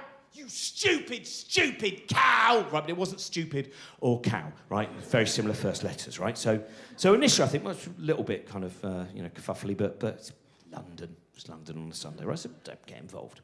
Then it got a little bit more difficult, right? Then he started shouting more aggressively and he went, "You're not even from this country! You're not even from this country! And you've got a job in Cafe Nero and I'm from this country and I haven't got a job here!" And at that point I thought, even if she hadn't got the job, I don't think he'd have been second choice, right? You know when... There's some people you look at and you go, you're not really made for the service industry, are you? Here's your latte all over your face and your fucking muffin, right? So he's quite kind of a great... And I look around, though. I'm beginning to think someone's going... But I look around and I see there's loads of men there. Like, not proper men, right? They're like real... Because I'm basically a default man. I'm a man, but I don't really put the effort in. I'm just a man, It's just like kind of, I've got a Y chromosome. It's the position, I'm what I would call a second look man, which is kind of like, oh yeah, it is a man. Yeah, that kind of man, right? These were men, right? They weren't wearing knitwear, proper fucking men, right? But that real, they go to the gym and everything they say, everything about them is they are men. This whole kind of like, oh, look at that woman over there. She's got breasts. I like breasts. Whoa. Yeah, I like breasts because I'm a man, not a woman. Whoa. Look, a car! It's a silver one! Vroom, vroom, vroom, vroom. Reminds me, must go see Fast and Furious 10. Vroom, vroom, vroom, vroom. Whoa, vroom, something pretty, smash it. Those kind of men, right? So I'm looking around, I think, well, they'll get involved probably because I'm this, And then this guy, look up, and he's kind of reached round the bar and gone to kind of grab her and then changed his mind. And at that point, I thought, well, surely someone's going to do something. And eventually I thought, oh, it's going to have to be me. Right? And this is, again, look at, in terms of face and body for a fight, right? In terms of in terms of Hollywood Central casting, this is never the look they go for bloke who gets involved in coffee bar. That's not my look, right? This is kind of... I know what... In terms of Hollywood casting, right, I have the face that means I could be tetchy neighbour in a poor-quality comedy series, right? Kind of go, Dennis the Menace, get away from my hedge. Something like that. A flashback in The Walking Dead, the scientist who meddles in things he shouldn't, and now we're all zombies, right? It's kind of like a face good enough for a flashback, but not for a long trek with Rick, right? So that's the kind of look that I've got. And so I just think, right, well, I've got to get involved. And I walk up to this bloke, and he's still shouting, and I just stand opposite him. And initially, I think I have the element of surprise on my side, because, again, this is not what he's expecting. There's a man, all these men, and now suddenly he's in a live-action version of Mr. Magoo. There's this, where's the coffee machine making all this noise? I wonder what's going on with it, right? That's the kind of thing. Then he gets himself back together, and he just goes, what are you going to do about it, then? Hey? I said, nothing. Nothing at all. I'm just going to sit here until you calm down, or stand up. I'm just going to stand opposite you. So you calm down. That's all I'm going to do. He went, huh. He said, do you know what? I could knock you from here right through to next week. I said, you know what? If you can, you should go work at CERN. Because save a lot of money on machines and stuff. Punch 'em round, right? Which he didn't get, which was fortunate, because here I am, right? So... Then I hit that bit where you know when, like, again, the imagination of the human brain, when suddenly you get to the point of being in jeopardy, your imagination doesn't just come up with one way you're going to die, comes up with loads. In a split second, you have seen, like, you know, first bit he just pulls out a switchblade and he's just doing that in the stomach like that. Then he's got a broken bottle and he smashes that around my face. Then it turns out there's a chainsaw I haven't noticed he's got. So he cuts my head off and then he just twirls it around his own head while everyone there goes, oh, well done, mate, well done for killing the meddling old man, way! And then I even see the front cover of the Daily Mail the next day. It just goes, stupid meddling old grey man gets involved in something he shouldn't have done. Cafe Nero say we're not even going to give his widow an extra stamp on his card. So I'm now, and I've also got to that point of going, what do I do if a fight starts? What are my moves? And all I get is a flashback to Karate Kid. And then with that... This isn't going so well, right? And eventually, I think my best move is if he punches me really hard in the glasses and they snap and it cuts his knuckles. So my best move is poor quality optical wear and remaining stationary, right? So I'm going through all these different ways of the way that I'm spurting and dying and all this. And I don't notice that this man, big man, just walks behind me, puts his arm on my shoulder and goes, well done, mate. I'll take over now. But the only reason he did that was clearly his girlfriend has said, have you seen the one that has got involved?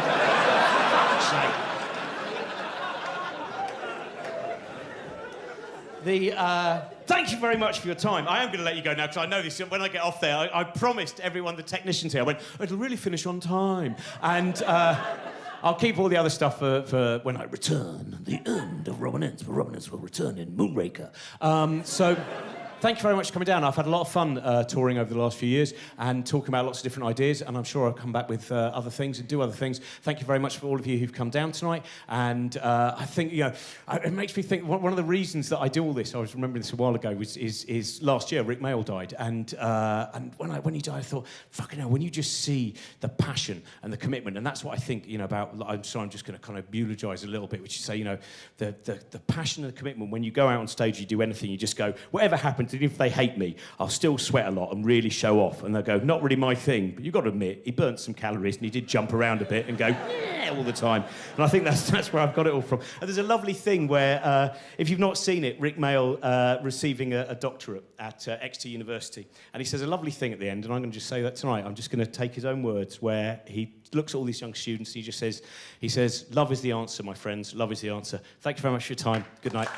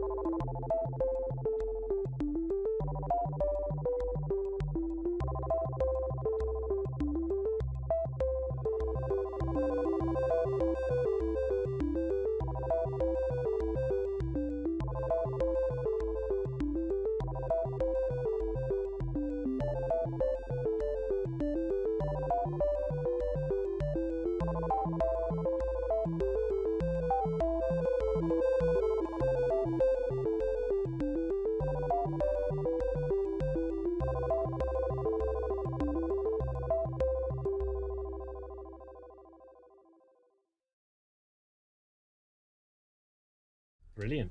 Hello. Oh, Robin should be there, and he's not. No, I don't know where Robin is. There. Can you hear me? What went wrong there? Oh, I know what went wrong here. There we are. Hello. Am I here? Can you see me? There. I can see. Yeah, I can see you. Everyone can see you now.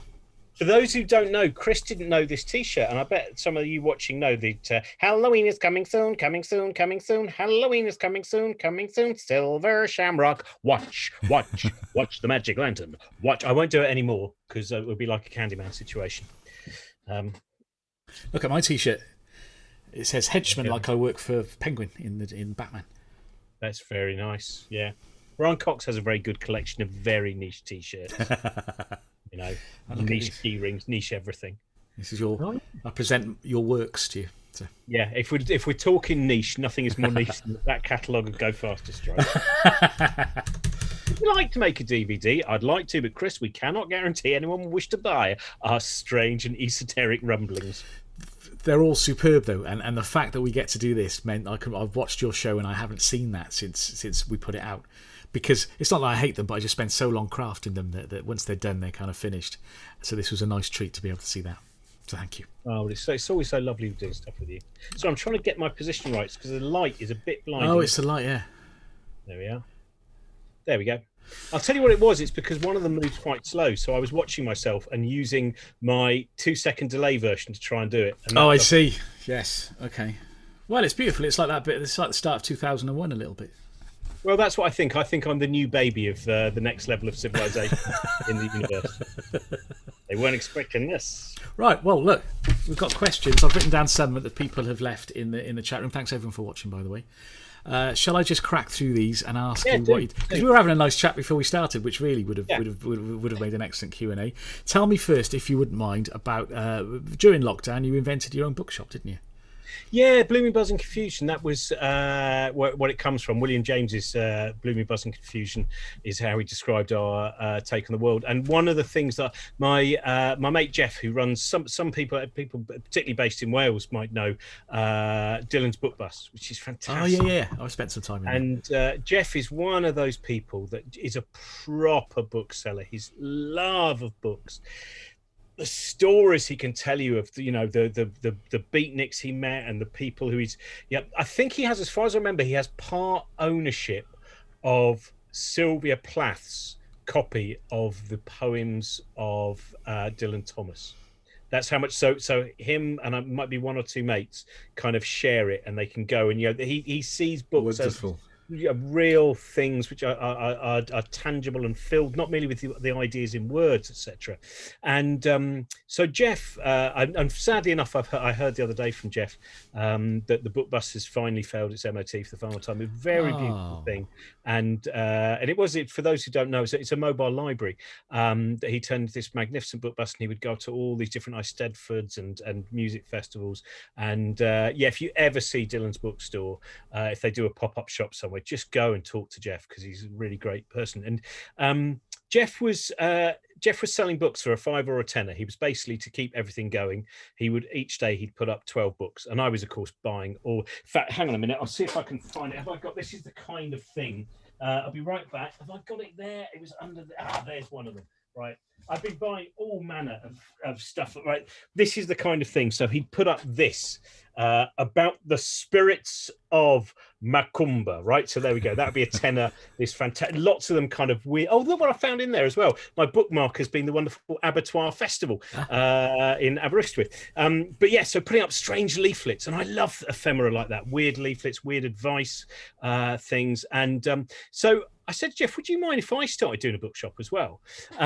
Because I think it'd be quite a fun thing to do.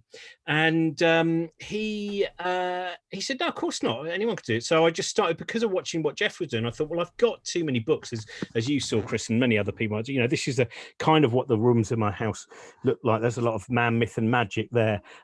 And so I've just been selling. I mean, I'd got rid of, I think, over 3,000 books the year before last. Some of them went to Leicester Prison and stuff like that. About 1,000 went to Leicester Prison, I think.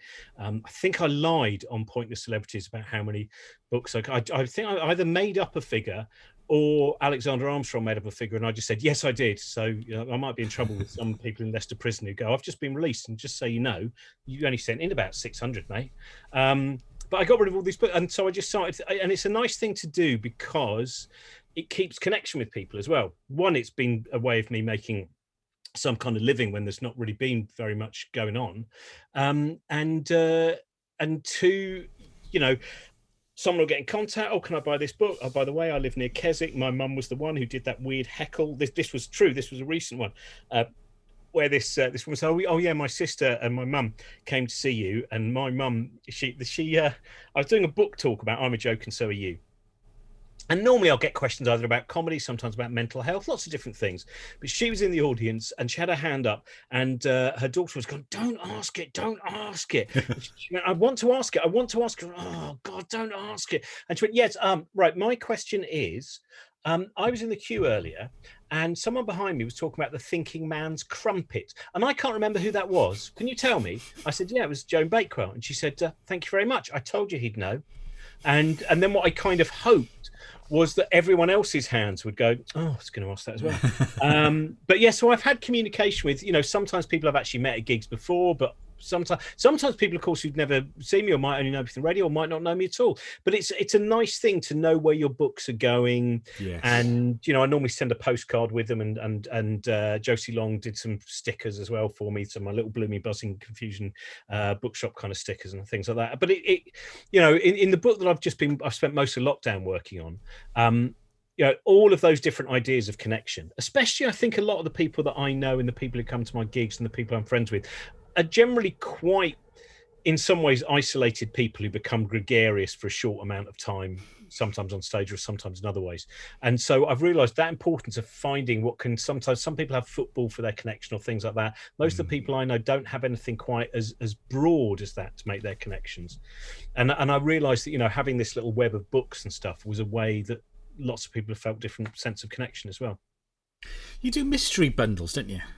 Yeah. No, I like doing that. How do you decide what goes in there? That's really hard, actually, because I take it very seriously. I really think about what I don't want someone to be disappointed. I want to make sure there's something interesting in there, something that's so. Originally, it was only meant to be 3 books for 15 quid, but nearly all of them are about 5 or 6 now, because I get so worried. And so I'll mix it up. So I'll go, "Oh, I know what this person's bought off me before, so I know they'll find that biography quite interesting. And then this is a really weird book about physics, and that just has a funny title, and that's a great kind of lurid cover." So my hope is, in the same way that when I've done that and bought things, just that excitement of going, "What's going to be in there?" doesn't immediately turn to, "Oh, you know, there's still like, what is that? I have no idea what that is."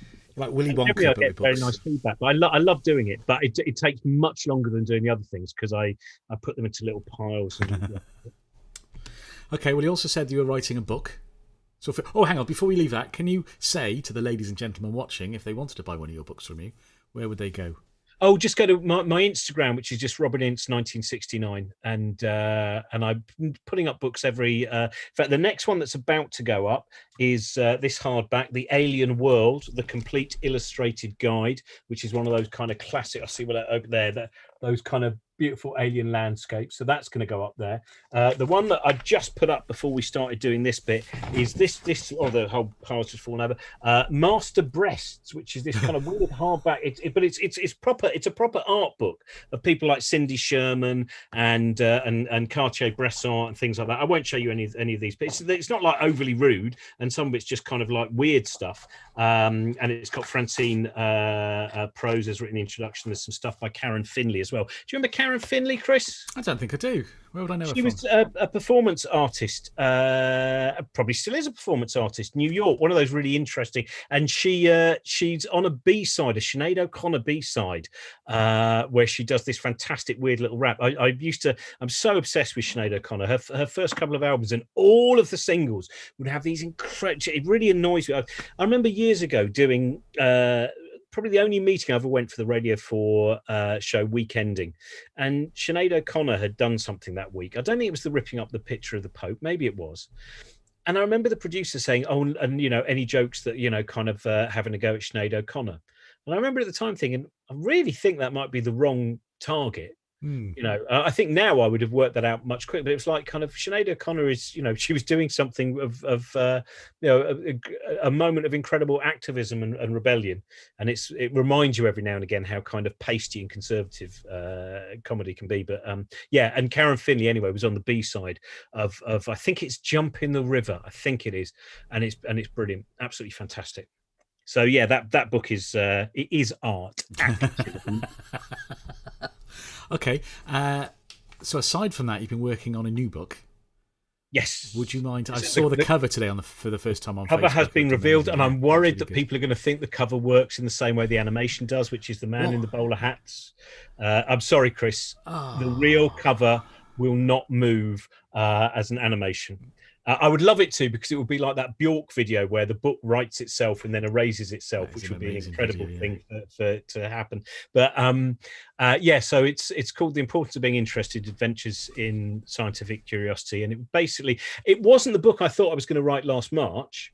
I found all the notes for that. That was a totally different book. But what happened was, once lockdown occurred, I kind of realized that I could just get in contact with anyone. So I was just any connection. So I ended up, like, a friend of mine, Andrea, who does a lot of stuff in terms of monkey research, things like that. She managed to get me in contact with someone who's involved in the Jane Goodall Institute. So I managed to talk to Jane Goodall, and I talked to Brian Eno and Neil Gaiman and Chris Hadfield and Nicole Stott and Helen Sharman. And kind of the original point of it was that I realized from doing my shows that have been kind of sciencey, and then in particular in the 11, 12 years that I've worked with Cox, sometimes when we do shows there, and I know you've seen us, haven't you, in Cardiff, and sometimes when people hear things about the universe, they do bring on existential anxiety. It's you know, like I was talking with Dallas Campbell the other day about the fact that we both, when we were children, had nightmares about the size of the universe, about how enormous it was. And I think probably both of us, it would have been from that Factors of 10 photographic piece that was shown years ago on TV, Powers of 10. And it would start off with an image of a picnic, and then it would move out by a factor of 10 each time. So eventually you're almost at what in 1978 might have been considered to be the edge of the universe. And then you zoom back in and you get to the picnic, and then you go inside by a factor of 10, smaller and smaller and smaller and smaller. And I think it was that, and Dallas and me about the same age. And I think both of us had this experience where I would just sometimes have moments where I almost froze and fell, because I would just feel the enormity of the universe expanding behind me. And I was thinking about those things, about the idea that, are we alone in the universe, or is it more terrifying to think that there's extraterrestrial life? And so each chapter is kind of about looking at the understanding we get of what it is to be in the universe and what the universe is, and why you don't need to be as scared as you think, and why there are incredible rewards rather than avoiding these things. So, you know, looking at the way that we are all connected to all other living things, you think that certainly there are some people who want to think of us as having a level of exceptionalism, of being a different animal altogether from the rest of the animals. So that was one of the things that I dealt with Jane Goodall, and with Hugh Warwick, a friend of mine who's a hedgehog expert. And then I deal with the death of the universe at the end, and then also dealing with death, because that's one of the hardest things, I suppose, when people confronted the idea that a lot of the evidence suggested that this is it. So it's and you know, the beginning I deal with God as well, and I talk to some scientist friends of mine like Carlos Frenk, who's a brilliant cosmologist up in Durham University, and but he's also religious. I'm never quite. He's a fantastic. He's half Jewish, half Catholic German who was brought up in Mexico. So that's incredible. Like his interest and the different cultures that are kind of been you know, that he's been around. It's really fascinating. And he kind of sees, if there is a God with him, it's a Jewish God. And he definitely does believe, because he said this thing to me where originally it was, I listened to a Desert Island Discs he did, and at one point he said, I don't allow God into the laboratory. And I thought, oh, is Carlos using God in some kind of, you know, like Stephen Hawking or Albert Einstein or whatever? And then I spoke to him, and it wasn't. He really does believe in, but he won't let God, you know, in terms of God's not allowed when he's doing his sums and working out ideas about the universe. He's not allowed to add God into the equation. But he believes that kind of God was there. at the start of it all. And his basic theory is that God started the universe and then went on holiday and hasn't been back since. And that was, and I said, I'm sure that's not the God a lot of people who believe in God have, but yeah. So I spoke to people about that as well, because I know that there's been sometimes that idea that if you're really engaged in science, you can't also have some form of mystical or religious beliefs as well. So I wanted to deal with lots of things like that as well, and show that there are ways that you can have your mysticism and have your kind of evidence-based reality as well. When is this coming out? 7th of October. I tried to deal with too many things, to be quite honest. I'm going to do it was 200,000 words. It was meant to be 80,000 words. It's ended up being 110,000 words. I hope I've cut the right words out of it. But it was very exciting to write, because it's kind of changed. And again, like I mentioned before, this idea of connection seemed to come up all the time, and was a really important part of it. And the scientists that I spoke to, I think, are all very kind of very humane people with a lot of empathy and think very deeply about these things. So I was really lucky to get the chance to do that. Well, we're lucky to have you distilling all that down for the likes of us, I think. Obviously, the chapter on reality, Alan Moore appears again. Alan Moore will appear in every single one of my books. Even if I write a novel, the novel will have Alan Moore in it, undoubtedly. I met Alan Moore at one of your gigs. He's incredible, man. He looked into my soul. It felt like Alan's such an interesting, because quite often I've heard people go, "Oh yeah, Alan Moore's a bit scary though, isn't he? He's a bit," and you go, "No, he's not scary at all. He's incredibly kind of friendly to everyone, but." If people are rude, or one of the reasons I think he stopped doing things like the comics conventions was people would trample on other people to get to him, or he would have a situation where perhaps he would be with Melinda Gebbie, who he did Lost Girls with, and who he's married to, and people would like step on her to get to him, and he has hard and fast rules on how you behave and how you're polite. It comes from it really in it, but I've always found him to be the most Josie Long and me have sometimes talked about the fact that that's maybe what you should have on your desk, rather than what would Jesus do, what would Alan Moore do. Which does involve eating a lot of biscuits, drinking a lot of tea, and I would not be able to smoke things that are they're just too much. Well, it felt like he looked bad into influence. He's obviously. Well, he's not a bad influence. He's a bad example. He's not a bad influence at all.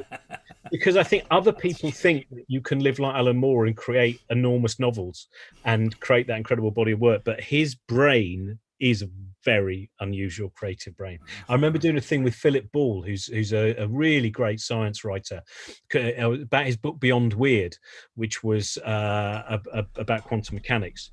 And we sat down.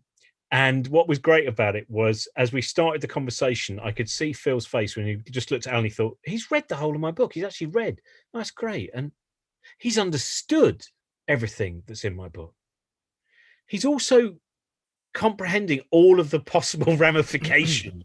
And it was just this great moment of going, of how startled someone could be at going, not only has he read this book, he's understood this book, and there's so much more. And it's a delight. You can't help but have mind envy when you're in that kind of presence. I've not heard that phrase before, mind envy. I'm having it now a little bit. Listen, there's a question come in asking me about my... I never get questions in the Q&A asking me about my badge, and I just put this on because Robin was wearing a badge that said Robin. And I had this badge from when I used to work on a cruise ship that had my name on it, and it was before my name was like an issue. It was just a normal person's name like everyone else had. And when I started on the boat, Chris Evans wasn't famous. The DJ Chris Evans wasn't famous, but people were arriving from Britain, and I had no idea what was going on in the world of Radio 1. People were coming in and saying, "Is that really your name, Chris Evans?" Ha! What is that about? And then the people who've been on the boat anyway, I found it in the drawer, and Robin was wearing one, so I put one on. That's not a Q&A, is it? That's just it is a Q&A, but not from the guest. I love the idea that also, how can you believe that a Welsh person would be called Chris Evans? Yeah. It's a common name, as it turns out. Yeah, I mean, if you were called Bela Lugosi, like the Bela Lugosi, or something like that. Well, if you were named something and the person was already famous, like people my age called Elvis, you're named Elvis on purpose, right? There's your parents have done something. But my parents didn't know. Bland. They give him a bland name. That's what they wanted. Listen, I've had a question in for you, Robin. Makes a nice change. What happened next in Cafe Nero? That was one of the stories that you were telling in your in the show God, just did I now. not tell that story? You did tell it, but it did sort of get to the end where you were taking on a gentleman, and you were the man that stood up to him. Yeah, nothing. It literally was. Another man put his hand on my shoulder, realizing he's way out of his depth. He's done as much as he can. He's, stood in the way of a possible situation. He stopped the possible situation as much as he can, but his limitations are clearly on show. And the other man dealt. There was no fighting or anything like that. The enormity of the man behind me. It's the third time in my life that someone over 6'4", a hand has merely suddenly appeared and on someone else. The first time that happened would have been, was he 6'4"? He might have been 6'2", but a Jerry Sadowitz gig when I was about 20 years old, and there were 4 guys who throughout the gig every minute would shout, "Fuck off," and then Jerry Sadowitz would brilliantly put them down. Mm-hmm. And then a minute later they would do that, and eventually I didn't do anything during the show because I was like, there's nothing to be done because it's only going to create more fracas. But afterwards I went up to him, I said, what were you doing? Why were you doing that? And they went, oh, well, a good comedian would be able to deal with that. I said, but he was a good comedian. He dealt with it 25 times. And then if you're not accepting, if you're not acknowledging what he's done, and it just built and built and built. And again, my, the specky little guy, and then my mate Jim's arm just appeared just as the bloke was about to do his little bruiser thing. He was, oh, hang on a minute, he's got a big mate. I've always looked for people who genetically are likely to be much stronger than me to be my friends. Especially when you go to Jerry Sadowitz. Jerry Sadowitz gigs, yeah. Now, do you know in Chapter, where you play all the time, Jerry Sadowitz did like a 2-week run once, mostly magic, but little bits of comedy, and written into his contract was he had to play chess with Dan, the lighting technician, before each gig. So he'd settle down and have a battle of wits, and then he'd go on and do his shows. Such an interesting mind and such an interesting human being. Sure. Yes. Well, I've tried hundreds of... actually, do you know what? I've not tried for about 3 years to get him filmed. I'm going to send him an email tomorrow and see what happens. Yeah. I remember I bought some DVDs off him on eBay. Oh, okay. I didn't know it was him initially. And I went, oh, hello, Jerry. Oh, hi. Oh, it's you. Oh, it's you. Okay. Here's a question from the chat. What's your favourite impression that you do? It's really hard because I can only do impressions of people that I like. That's what I've realised. Interesting. I can't do impressions. So they're all people that I enjoy. Obviously, I've always loved doing Brian Blessed, but I think because I ended up doing it so much, I'm always worried about the, and here's my trick, but I always love doing that because you do feel so energized when you've done it. Stuart Lee is fun to do because I've always been able to do Stuart. And now he's famous enough that you can do it and people can really get it. That's and you can put in lots of little kind of nuances and stuff like that. So, I like doing, who else? There's lots of, I like doing Richard Feynman because yes. I do Richard Feynman with a bit of a cold. I have a friend who's an artist and I don't agree with him too well. He says, well, I as an artist, and it actually is, he has a cold when he tells that story in the version of Granada. And so I like doing him because it feels so niche. So to kind of go from Carl Sagan to talking about the thing about Carl Sagan is I have a friend who, and that, and somewhere I'm going to turn that eventually into Alan Alda as well. So, because Alan Alda does a great Mean Feynman. They're lovely, your impressions. I think, but it's an interesting. I've never. Sometimes people have said, can you try and do one of, and they'll say someone horrible, and I go, no. It feels as if all of them have to come in some way from love or appreciation. Yeah. I don't know why. It's like saying it's obvious. One of the things that I've always really enjoyed doing, I'll see if I haven't done it for ages, but Mark Steele, when Mark gets really angry, just, oh God, and I've always enjoyed doing Mark, and I can't do it for such a long time since I've done Mark, but I really like, and so on Car Journeys, very often I can slip into lots of different comedians, do their voices without deliberately doing it. But if I was asked to do them on stage, I probably wouldn't be able to. But Mark, I think we did a bit when we did on one of the DVD commentaries where I did a long bit as Mark Steele. Yeah, that is ringing a bell. Yeah, I think we did. But yeah, so they have to be. So it's a test. Do an impression of me. I can't. You hate me. I'm afraid I do. Well, here's a kind of a follow-up question. I mean, obviously Stuart Lee's heard your Stuart Lee impression. Do you know what he thinks about it? I don't think he minds. I don't think so.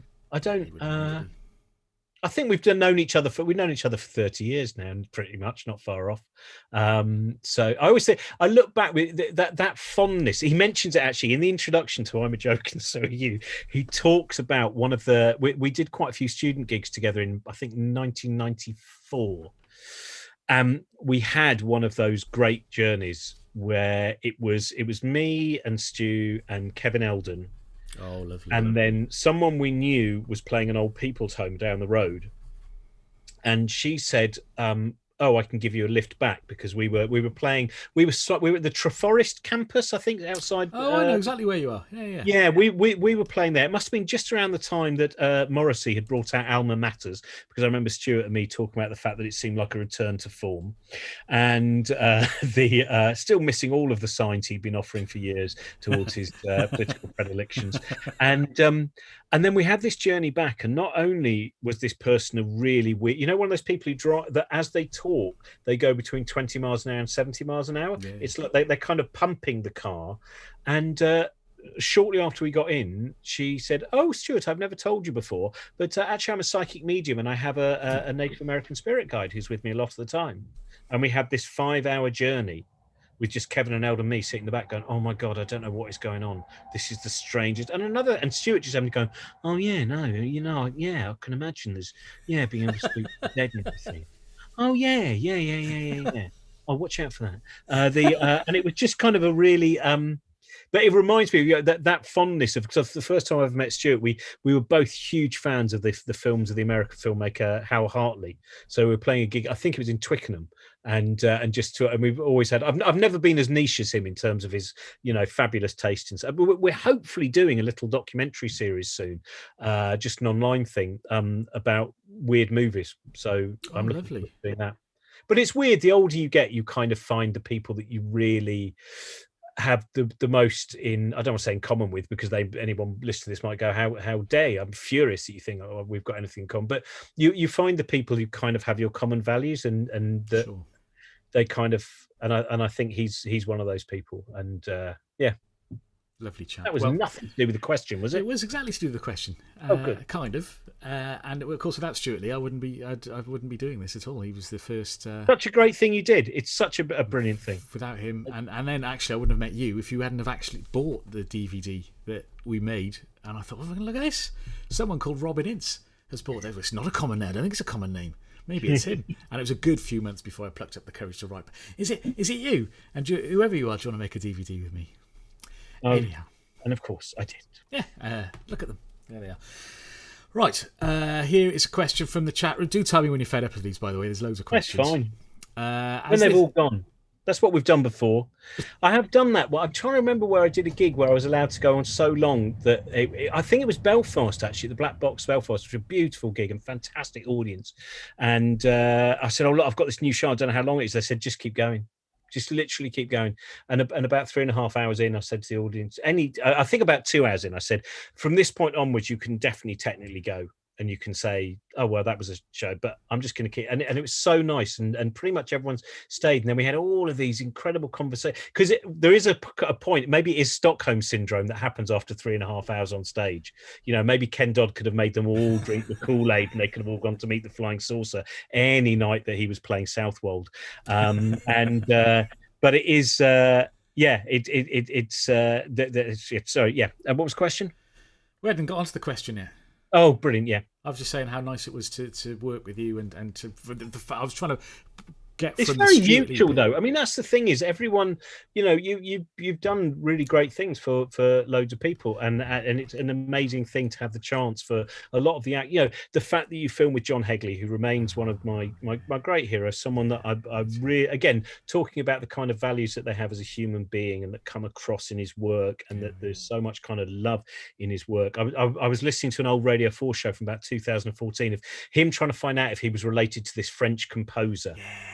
And I remember there was one time with John, we were doing Loose Ends together on Radio 4, and so was Martha Reeve, as in of Martha Reeve and the Vandellas. And there was no warning, we're recording it as live, and John is going to do his song Grand-Mère about his French grandmother. And he said to Martha Reeve, and I'd like you to do backing vocals. And they basically, she was so great as well. You know, when a lot of her life has been in politics as well, campaigning and stuff like that. And again, you just kind of see that fantastic heart that someone has.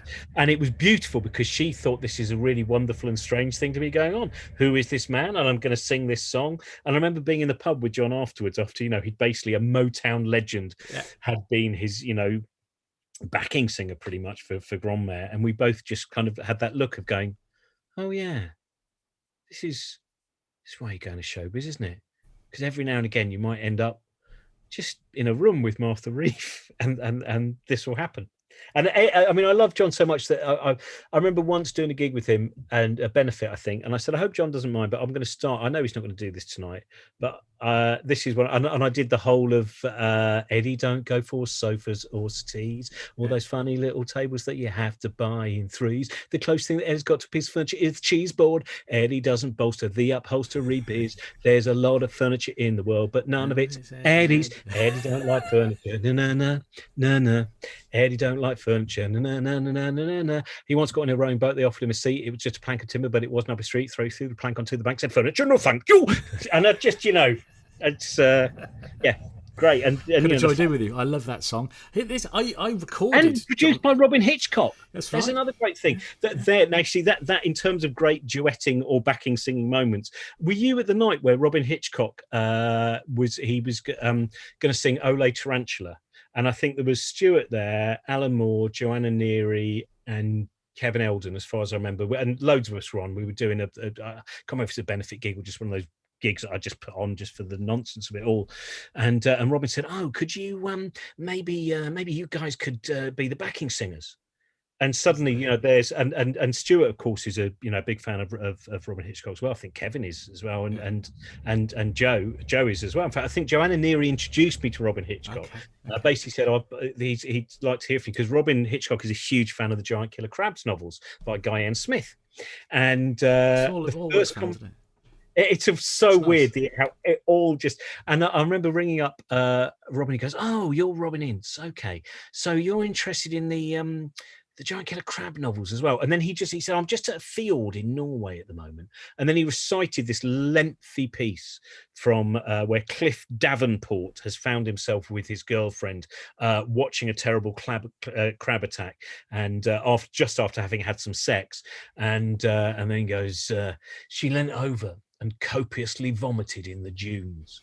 Anyway, yeah. So and we ended up doing a little kind of impromptu Giant Killer Crabs musical together a while ago. But yeah, ending up being the backing singers, you know, like Stuart, Alan Moore, Kevin Eldon, Joanna Neary, and me, just there going, "Oh well, here we are, just Ole Tarantula." On a completely different When I worked with Sue Pollard. You worked with Sue Pollard. I mean, You know you work that. with everyone, right? It is a weird thing when I suddenly, when Dave Greenfield from the Stranglers died, and I thought, oh yeah, I worked with the Stranglers just after I did that musical with Sue Pollard and Ted Rogers. I'm like, it's such a weird. It is a weird life you've had. No, it's good, but it's It's good. I'm not saying it's not good. It is weird, though. But I mean, I know it's not been highly profitable, but it definitely has led me to because I can't remember what I was with the other day. Where I suddenly went, oh yeah, I remember working. I'd forgotten I'd worked with them. We were just going through various old kind of showbiz people.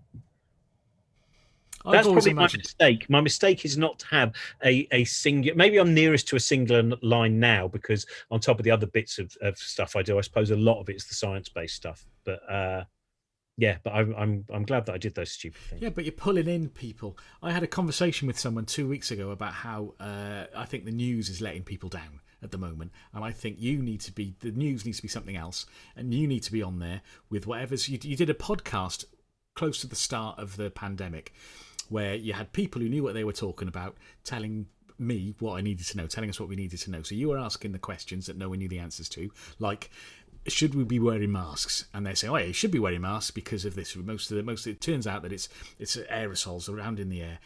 If you're wearing a mask, that'll stop them getting in you and stop them coming out. And that's why. Well, that's brilliant. Now I know that, I'll be wearing a mask from now on. But that doesn't seem to happen on the news. So I think whatever the news is, I think it's broken. And you should be. And I was specifically saying that you should do it in your ability to know where the gaps are in your knowledge, and you also know the people who can fill those gaps. And there's the people who have on Cosmic Shambles. So that's why I like listening to that so much. But I think it might be better if it was on television at 10 o'clock rather than the actual the news, because it's not, is it? It's not the news. It's just what the government have decided that is going to be said at that time, and that it doesn't seem to be the same thing to me. The things that it is a real problem. I mean, it's something I was chatting to someone who was doing a thesis, a student in Germany the other day, and that's exactly what she was asking me about. And I thought there is just such a huge problem with the fact that what we always forget is the news is show business. Yeah. The news is not information.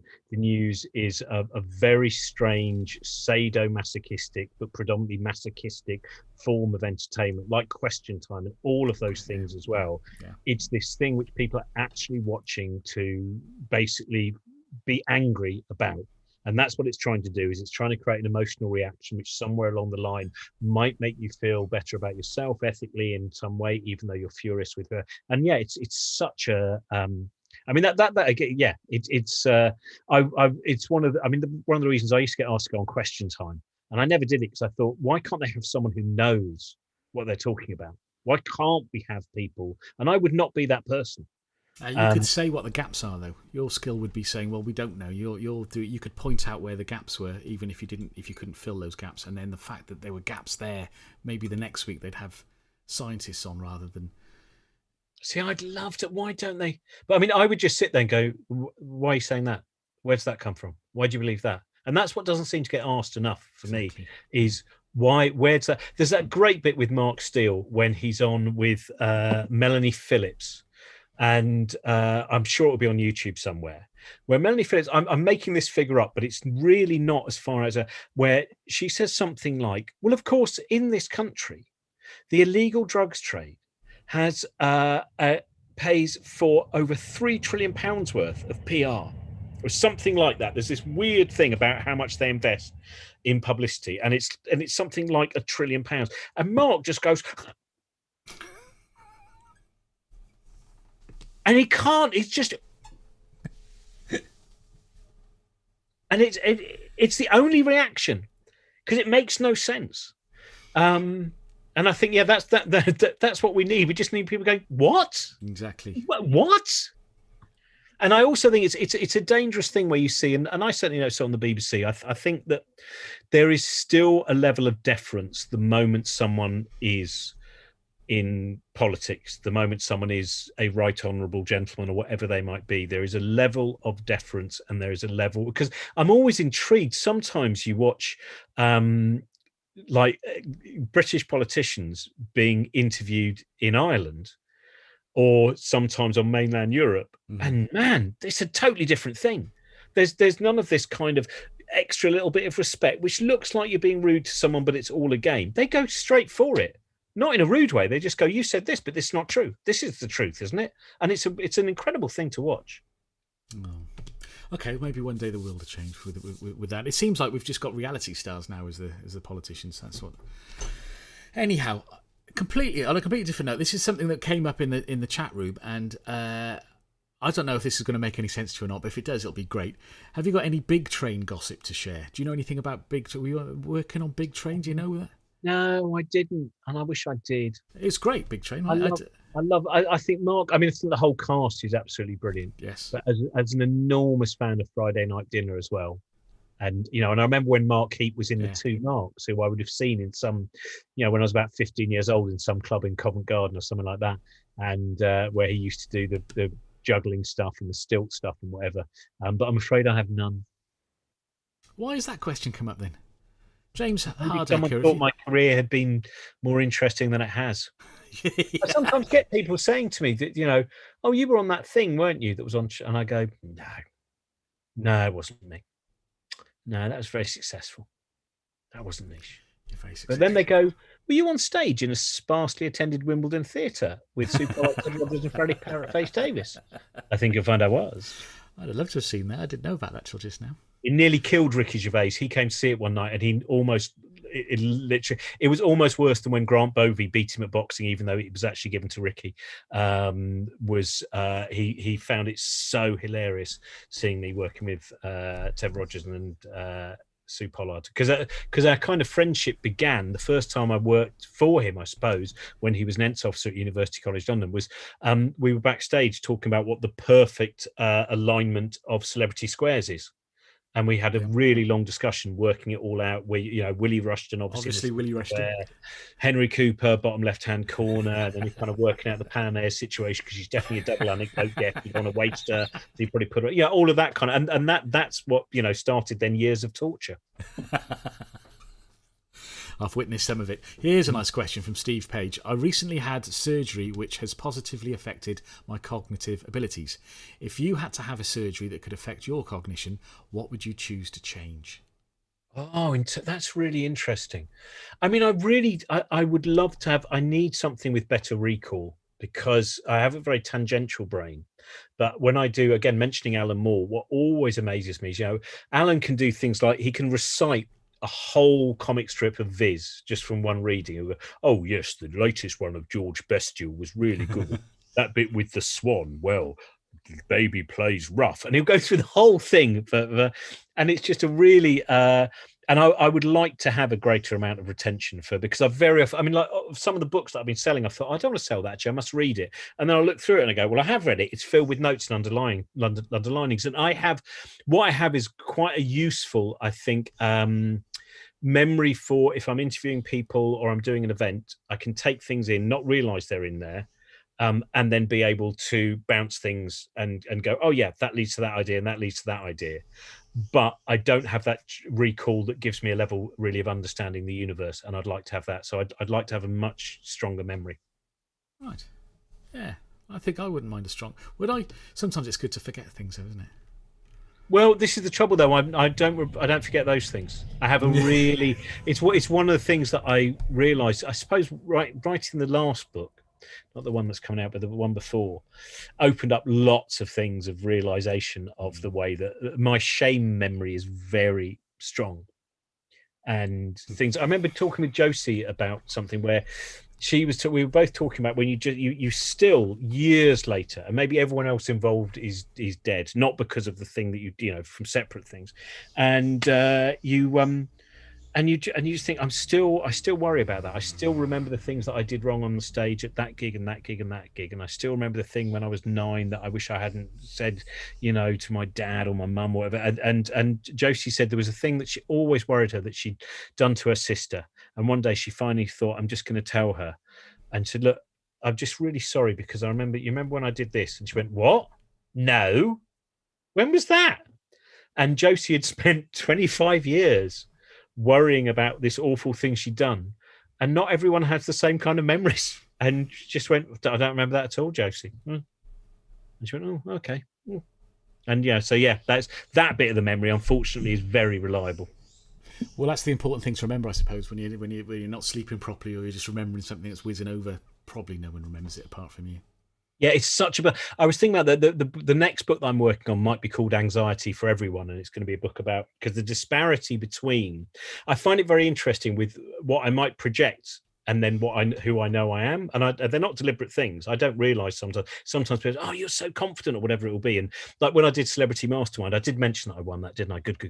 But when I did that, afterwards people just went, oh, you were so confident doing that, and I thought I've spent. I didn't sleep for 3 days beforehand.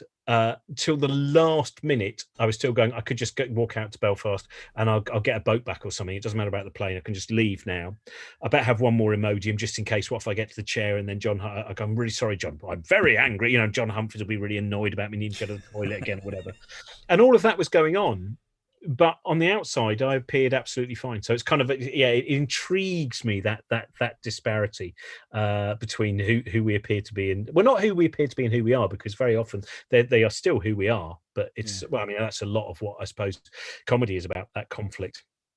Let me ask you this. This is one of the questions that was in the chat room. Is there anything that you'd say that was off limits that you wouldn't mention in your comedic performances? Comedic, I said that word. Well, Chris, I'm an edgy comic. There isn't what do you know what? I'll go to something which I'm sure I've talked to you about before, but which I think is really great advice from Barry Crimmins. And I bang on about this a lot, by the way. Please, anyone watching this, go and watch the work of Barry Crimmins. Go and watch the fantastic documentary that was made about Barry Crimmins. Barry Crimmins was one of those people who, the moment I first got in contact with him, we just got on immediately. And we spent very little time together, but we were in communication a lot. And we did I don't know if anyone watching this one might have been at the benefit we did in Wimbledon for Barry's wife, Helen, who cancer treatment in America, where, of course, the cost of it. And Barry was this really great guy. And I remain extremely annoyed that before I really got to know Barry, he died. Barry,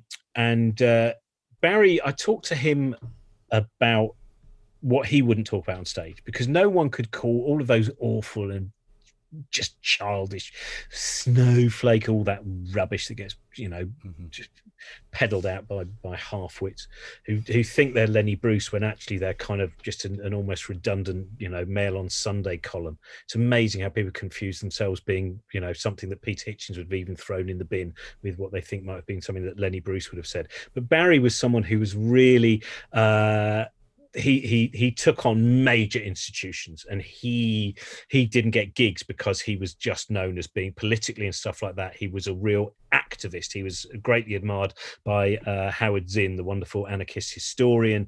They were friends. Kurt Vonnegut had a favorite joke. I remember once saying we were talking, and I said, Barry, do you ever have a kind of moment where you think, oh man, I wish I hadn't said that, maybe I'd have got this gig? And he said, you know what, Kurt Vonnegut had a favorite joke that was one of my jokes. That'll do, So that's. But we were talking about what you don't talk about on stage, because he did. There were a lot of sacred cows, and especially when he's playing places like the Midwest. And he said that the one thing he said, for instance, cancer. He said, I've never done a joke about cancer because I've never thought of one that's so funny that I wouldn't be worried that someone in the audience has suddenly been reminded of someone they've lost or their own personal situation at that moment, or whatever it might be. I've never thought of one that I thought is so good that it's worth the collateral damage that it might do to someone. And I think to me, that's a very positive way of thinking about things. He didn't, he would really, and he said to me, what you have to remember is that words are shrapnel, and you have to think about where you're aiming them.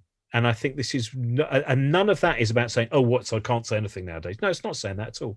Saying you can still say pretty much anything you want, or certainly many things, within the bounds of whatever the law of your country is, obviously. But there are, and but what it means is you have to think about what you're saying, and you have to think, it's about taking responsibility. There's so much stuff that we keep hearing about as an idea that it's my personal freedom, and you go, but your personal freedom encroaches on other people's freedom.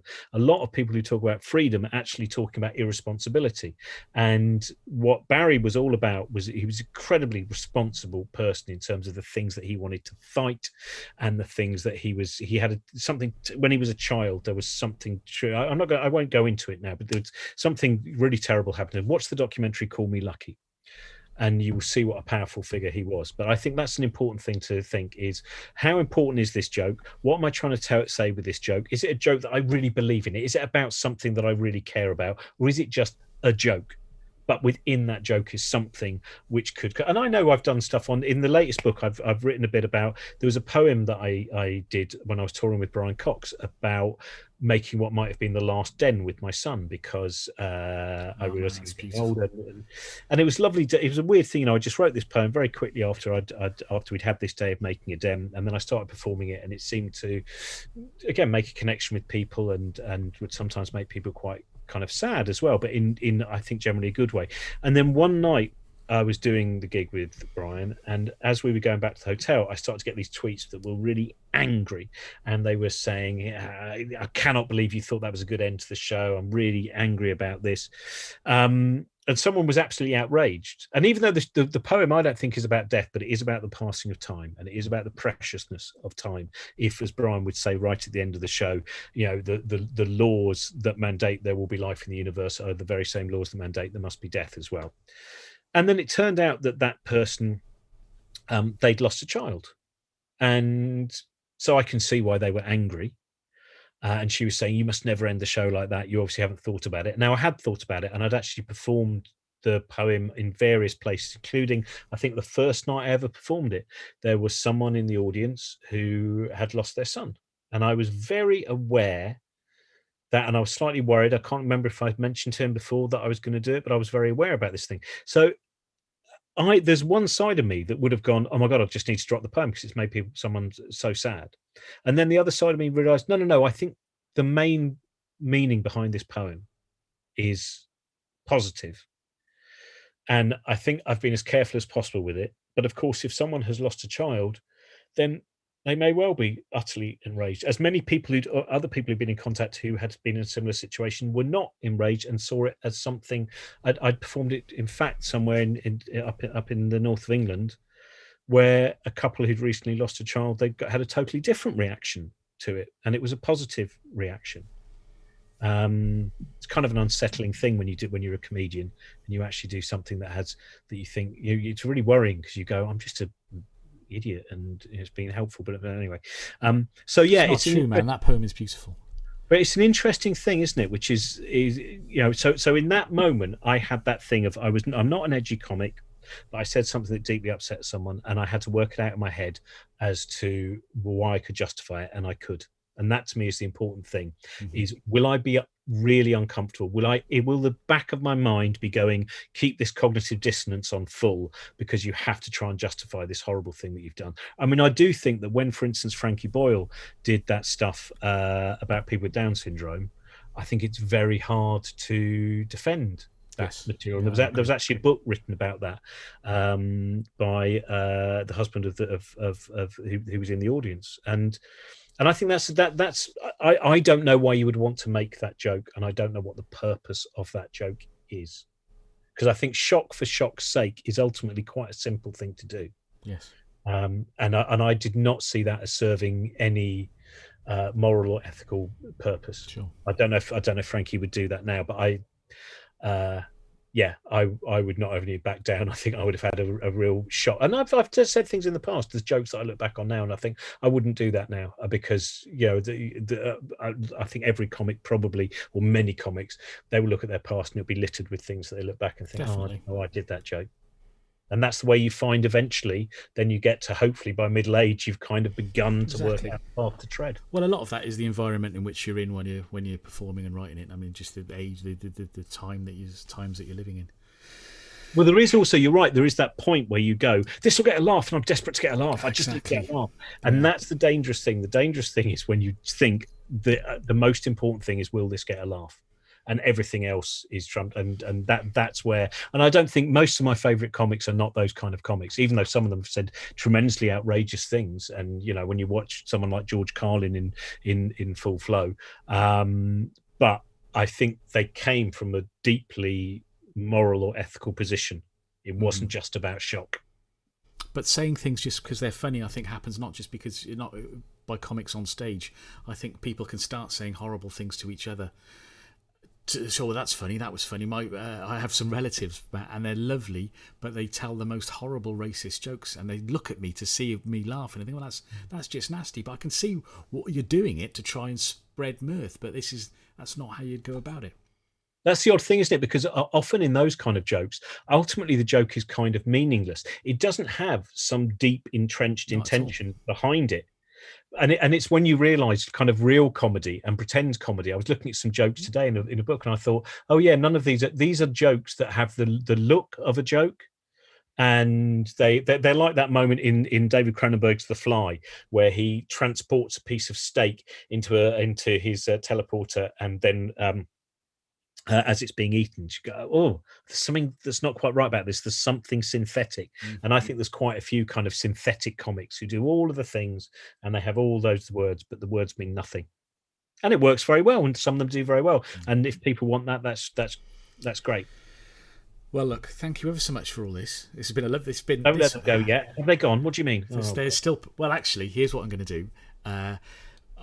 I'd like to. I've got a question to ask, just to end on, just to ask what you're doing next. But before we do that, I would also like to say that this show was recorded. It was actually the second half of a much longer show.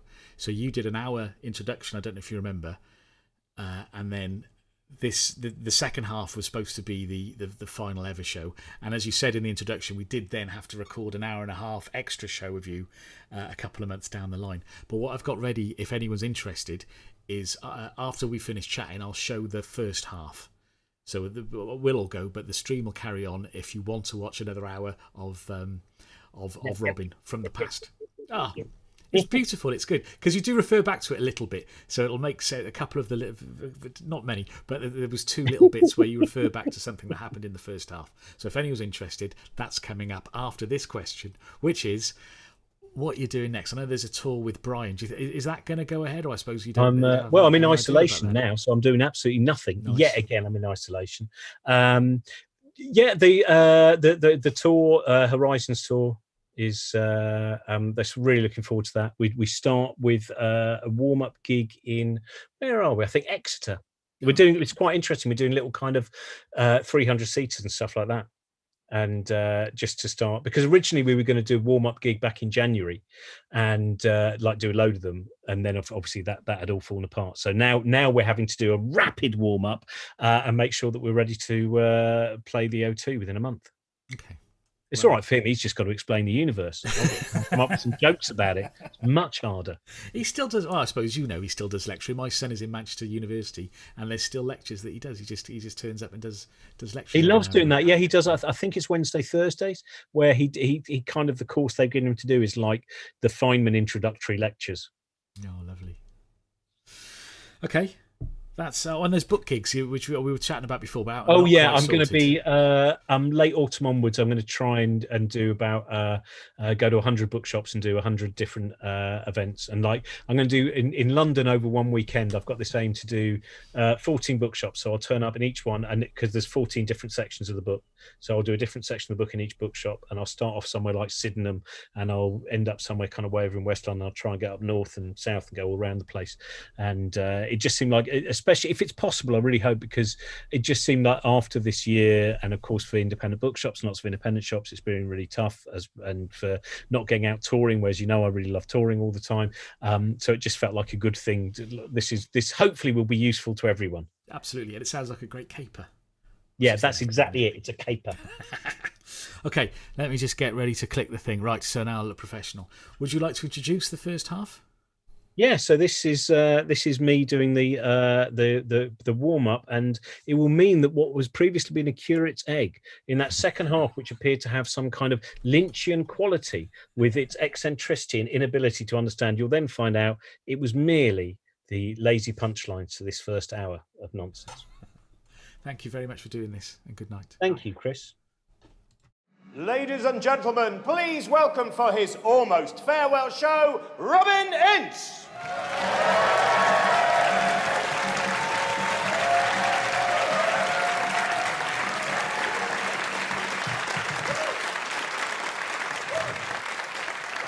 Hello.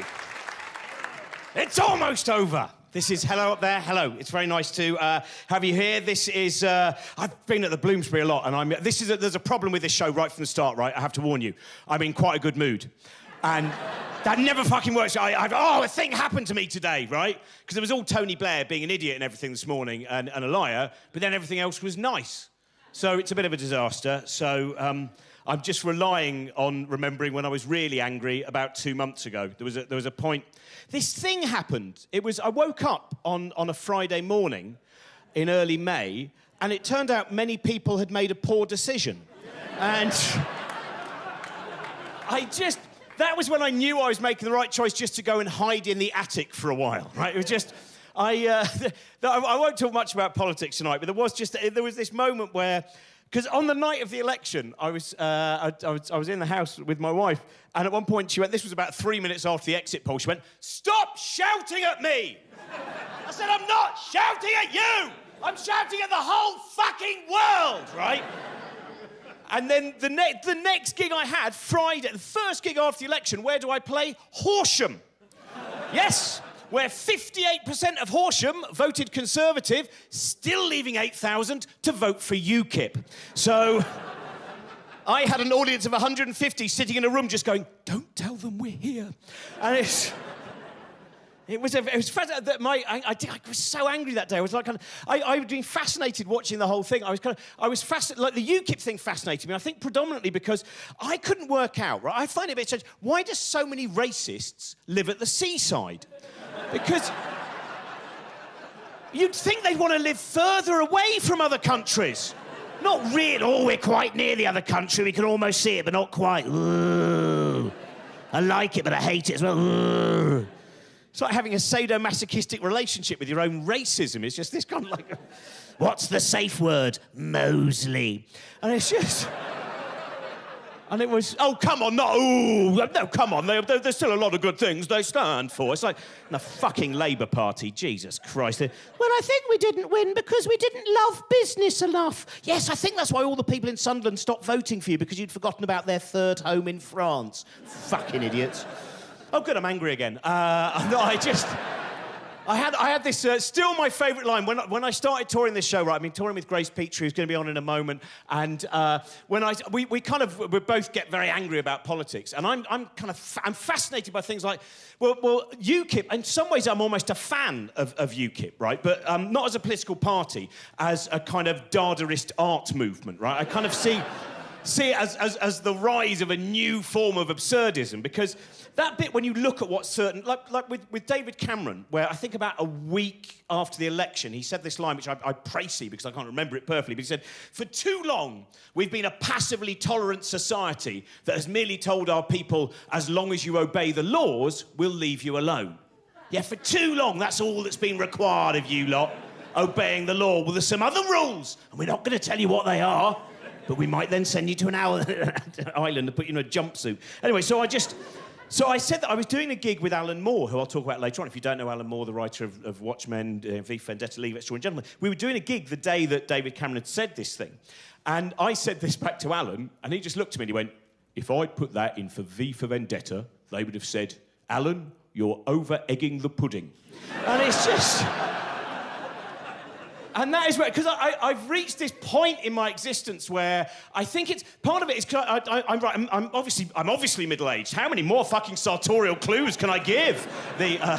He's wearing very much Rigsby in a Beckett play tonight, and... But this is the word, right? Brian Cox is older than me. He's old. I have to sit next to him every Monday looking at his lovely face.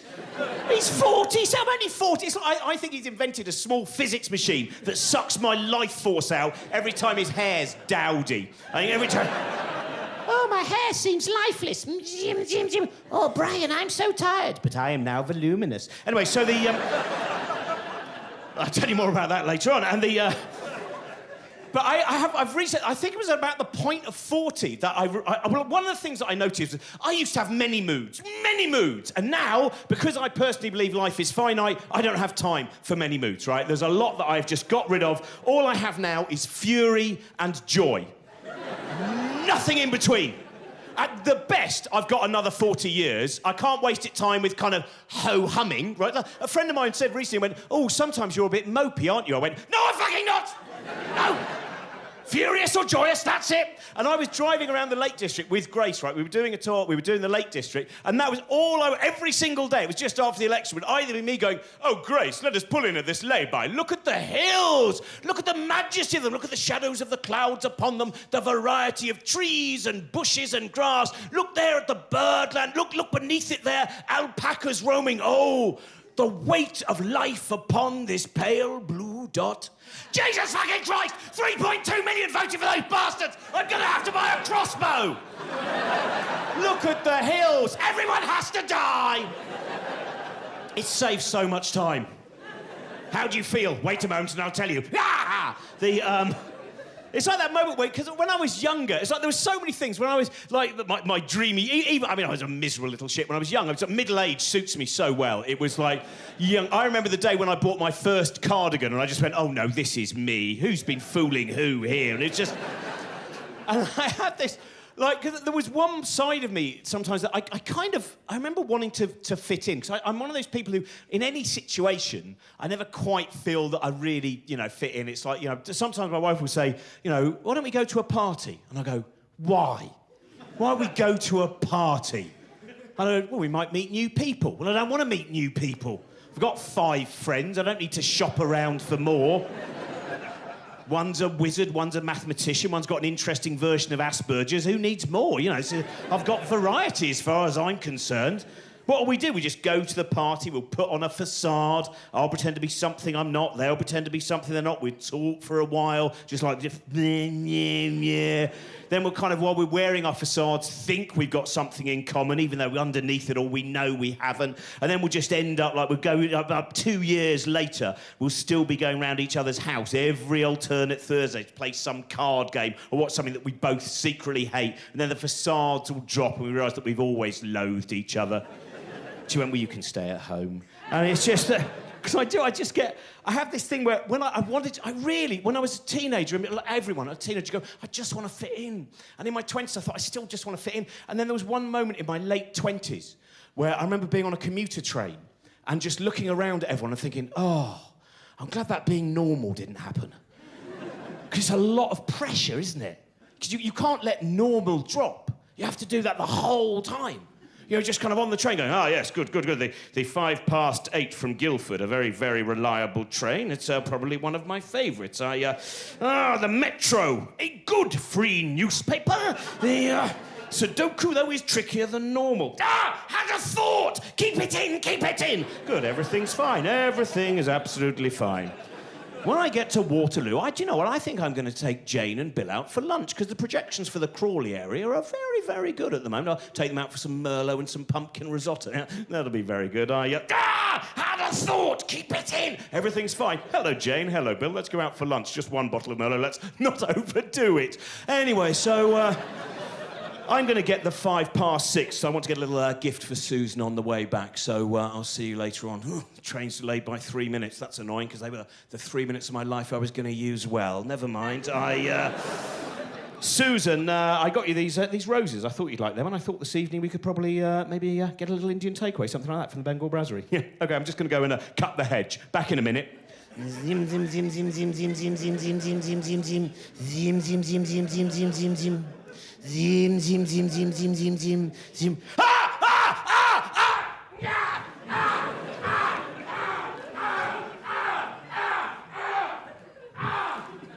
Oh dear, I've killed Susan. I shouldn't have bottled all those things up, should I? I should have done like Robin said, allowed them slowly out over a 25-year touring schedule with occasional Edinburgh Fringe festivals, but I bottled them up and now Susan's awful. Oh well. So that's kind of my agenda. And that's why I love you. Stand-up is basically trepanning. Every single night you go, I don't have to drill the hole, but I can let some of the spirits out. And I just... Because I get so... The arguments, I have far too many arguments, pointless arguments. It's like, you know, with the Twitter thing and with the... Well, this was one as well. When I was, again, a few days after the election, I was playing a rural area and I happened to mention fox hunting because there was some talk of the idea that I think they may well re-legalise fox hunting because, as we know, all the hunts in England are very much observed not killing foxes. They're a very honourable group of people. And anyway, so I mentioned this. And then afterwards, this man came up to me and he went, yeah, your opinion on fox hunting, typical of a townie. I said, well, I'm not actually a townie. I was brought up in a village, and so I've seen things like fox hunting. He went, yeah, I know, but still, you know, even though my first point is now null and void, nevertheless, I'll pretend that I never actually heard that. And he said, you don't understand. He said, the thing is, he said, and I've done some research into this, it really is the most humane way of killing a fox. It really is. Fox hunting is... And I personally believe that if you believe the most humane way to kill anything is by chasing it with angry dogs, you might not have done all the research, right? There might be something you've missed out, right? It's like, as far as I know, that's not what they use at Dignitas, right? I don't think they kind of... Why have you given me these Nikes, doctor? You'll find out. I think I'm ready to go. We'll start running. Oh, for fuck's sake. But this is what... I mean, part of it comes from... It is... I think... I'm fascinated, right? Human beings, these self-conscious creatures, and the fact that, there are so many. I get worried about people wasting their lives, not being furious or joyous and just in the kind of middle ground, right? It's like someone that I talked about last time I was here is, because I did the radio show, the Infinite Monkey Cage, right? We have a lot of fun doing that. And people on that are really properly, incredibly passionate people who want to discuss ideas, and all the work they do is because they're so excited about the universe. And this is the scary thing, though, right? I'm not a smart person, but because I'm on Radio 4 doing a science show, sometimes people make that mistake.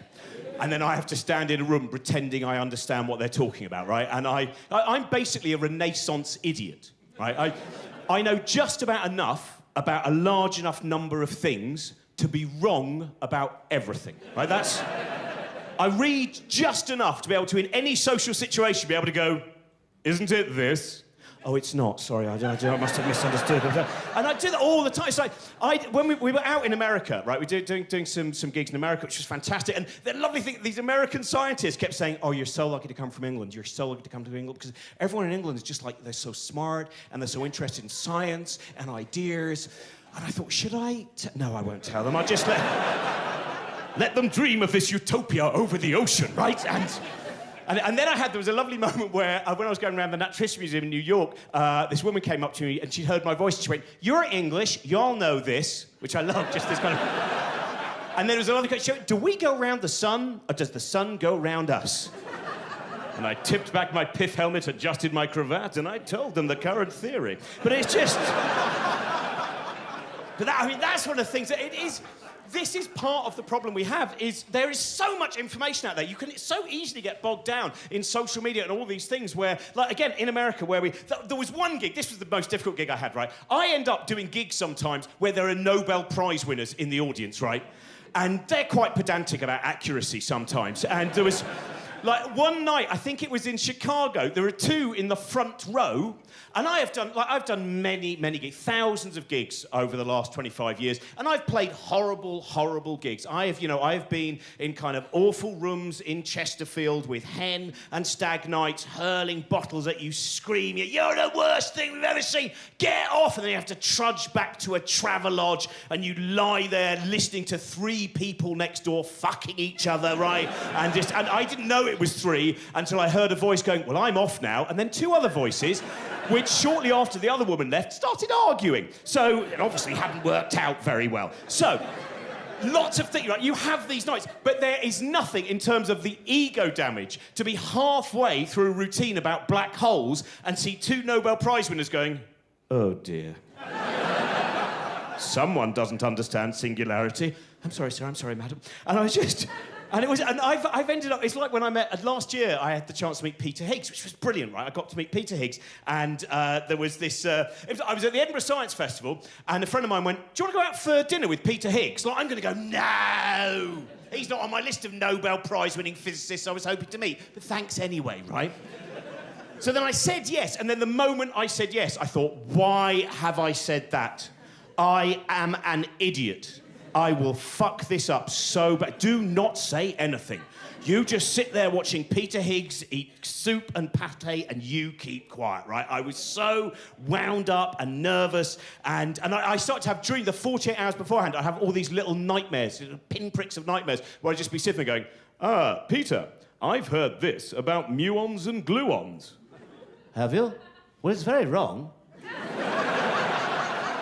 You must be an idiot. Yes, I am, Peter. I'm awfully sorry. Why did Brian Cox tell me those things? No one will believe I misled him. I'm so lovely. So... and it was... I mean, this is what... But actually, one of my favourite ones, though, I mentioned Alan Moore before. I'll tell you this story now while I remember it, right? This is... we did this one show about something I'll talk about in the second half of tonight, about self-consciousness and about thoughts, right? And the brain, I find, it is the human brain, the idea of the most complex thing in the known universe. I find it very, very fascinating, and we happen to do this show about self-consciousness and about our thoughts. And we had this fantastic... Brian was really cross that we were doing it, right? Walked to me, what are we going to do today? And I went, today we're doing a kind of, self-consciousness and human thoughts. Oh, boring. Why can't we do physics? We can't always do physics. Why not? Physics is brilliant. Brains are rubbish, right? And that's... Because that's what he's really like. He's just like... 6 hours of the year, he points and smiles. The rest of it, ooh, what a rubbish volcano. My flip-flops are wet. Someone carry me down. So... you can't be that happy for 6 hours of the year and not be a miserable fuck for the rest of it. So anyway, he was quite... and I was trying to explain... I said, it's going to be a great show. We've got this man called Bo Lotto from the London Science Museum. He's a really interesting man. He's done a lot of research into the limitations of the human brain, and he talks about the fact that we as human beings, that, you know, we may well have limitations, that we can't observe nature from outside of nature because we are part of nature as well. And he went, that sounds rubbish. I went, no, it's going to be really good. He said, all he's saying is that, you know, our brains may have limitations. They looked at me and went, well, your brain might have limitations. And then... so we've been quite cross, to the point that the name Deepak Chopra came up at one point, and then we get to record the show in a lovely little theatre not far from here, the Drill Hall, right? So the show, we had Claudia Hammond, who's great, she's from All in the Mind on Radio 4, we had Bo Lotto from the London Science Museum, and we had Alan Moore. So Alan is a tremendous autodidact. He has tremendous knowledge of scientific ideas, philosophical ideas. He's very adventurous in his thinking, for any of you who have read any of his work. His latest book, his latest novel, he's just written his second normal novel, and it's called Jerusalem, and the first draft of it, it's currently longer than the Bible. And he said the reason he's made it so long is so only the strongest can critique me. So he's got a bit of a mind on him. And he is also the only self-declared wizard we have on our predominantly rational show, right? Radio 4 Science Unit has a very low wizard count. So we start talking about thoughts, and Brian kind of asks Alan a question. Alan decides that this opportunity to talk about the inner monologue will allow him to talk about a man called Julian Jaynes. Now, Julian Jaynes wrote a very interesting book about the bicameral mind. Julian Jaynes believed that only about 3,000 to 3,500 years ago, human beings may well have not realised that their inner monologue was their inner monologue. They might have believed that it was actually some kind of outside agency, or indeed deities within their head, right? And so Alan starts going, well, of course, if you look at the work of Homer, in Homer's earlier work, and of course Homer was more than one human being, but Homer's earlier work, there is no sense of internal drive. Each character merely seems to be moved like a chess piece by the gods. And Brian goes, yeah, I don't really think that's where we're going to go. He goes, let me continue, right? And he's got this huge mane of hair, these shamanic rings, and resting next to him is a walking stick in the shape of a snake. So you kind of let him continue on the first go, right? And he goes, now in Homer's later work, we see drive, ambition, passions, a sense of self within the characters. And Brian goes, no, but Aztec goes, let me continue. Right. And then Alan, because he has such command of the English language, he creates a beautiful landscape of the mind. He kind of have metaphor and allegory, and it's just beautiful imagery that is taking the whole audience with him. And Brian keeps going, no, but he goes, no, but no, right? And then at one point when Brian tries to interrupt, he goes, why did Homer describe the sea as the wine dark sea? And he went, oh, I don't know. And he went, exactly. So, right? This goes on for about 5 to 6 minutes until eventually Brian is all out of argument. He has nothing left and then has to sit in silence as Alan continues for another 7 minutes. And I can tell you now, there are a few more delightful things to see in the world than a particle physicist beaten in an argument by a wizard. And it's just... you can see how... oh, no, what am I going to say when I get back to CERN?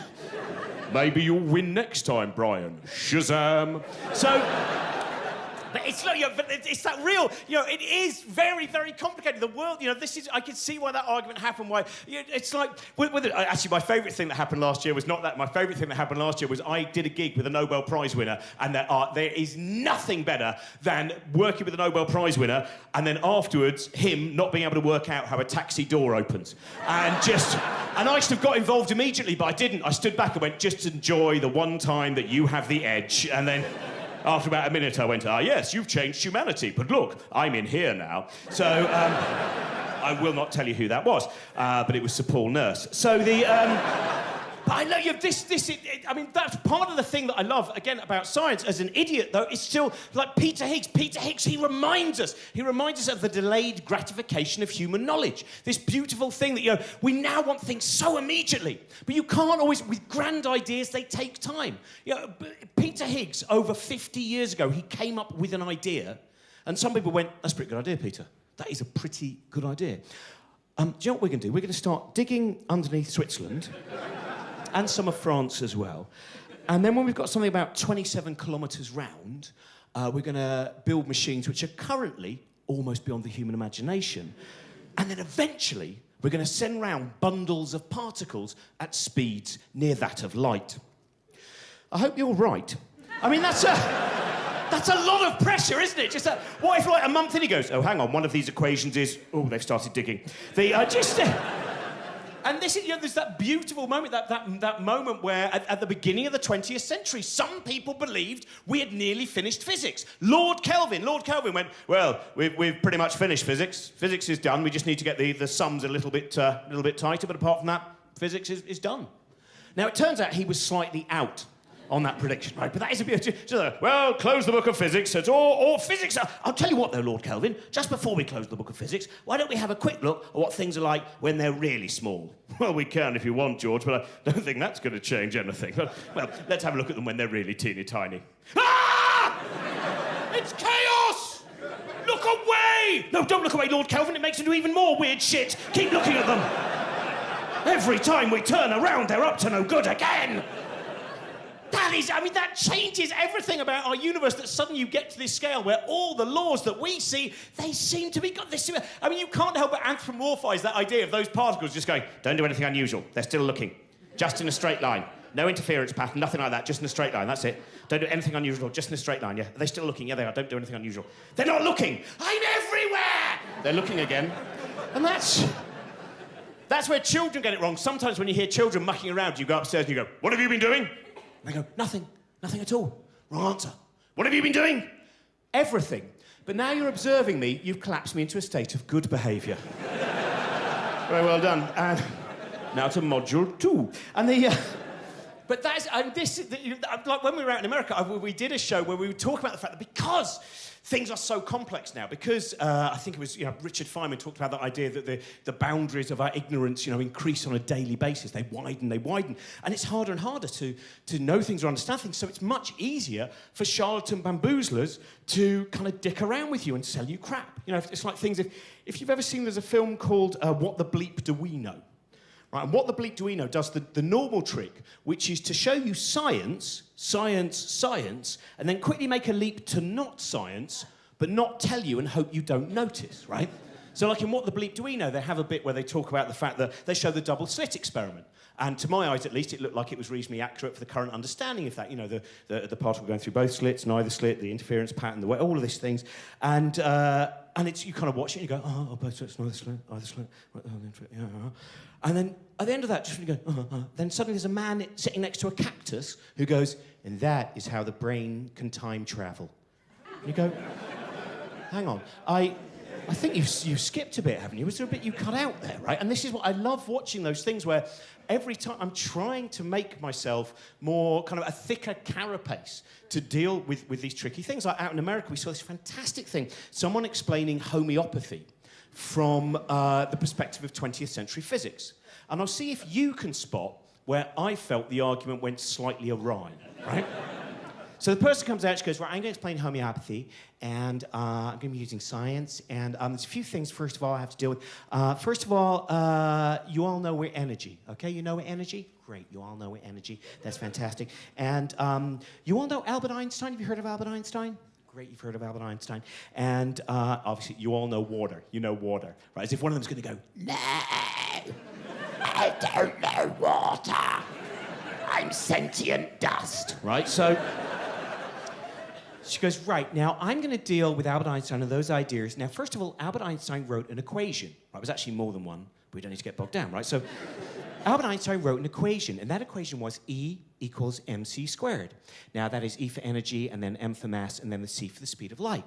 Now, do you know how much mass you are? Do you know how much mass you are? You have very little mass. Very little mass. In fact, if you took all the mass of the known universe and you removed all the empty spaces, all of that mass will fit in something about the size of a basketball.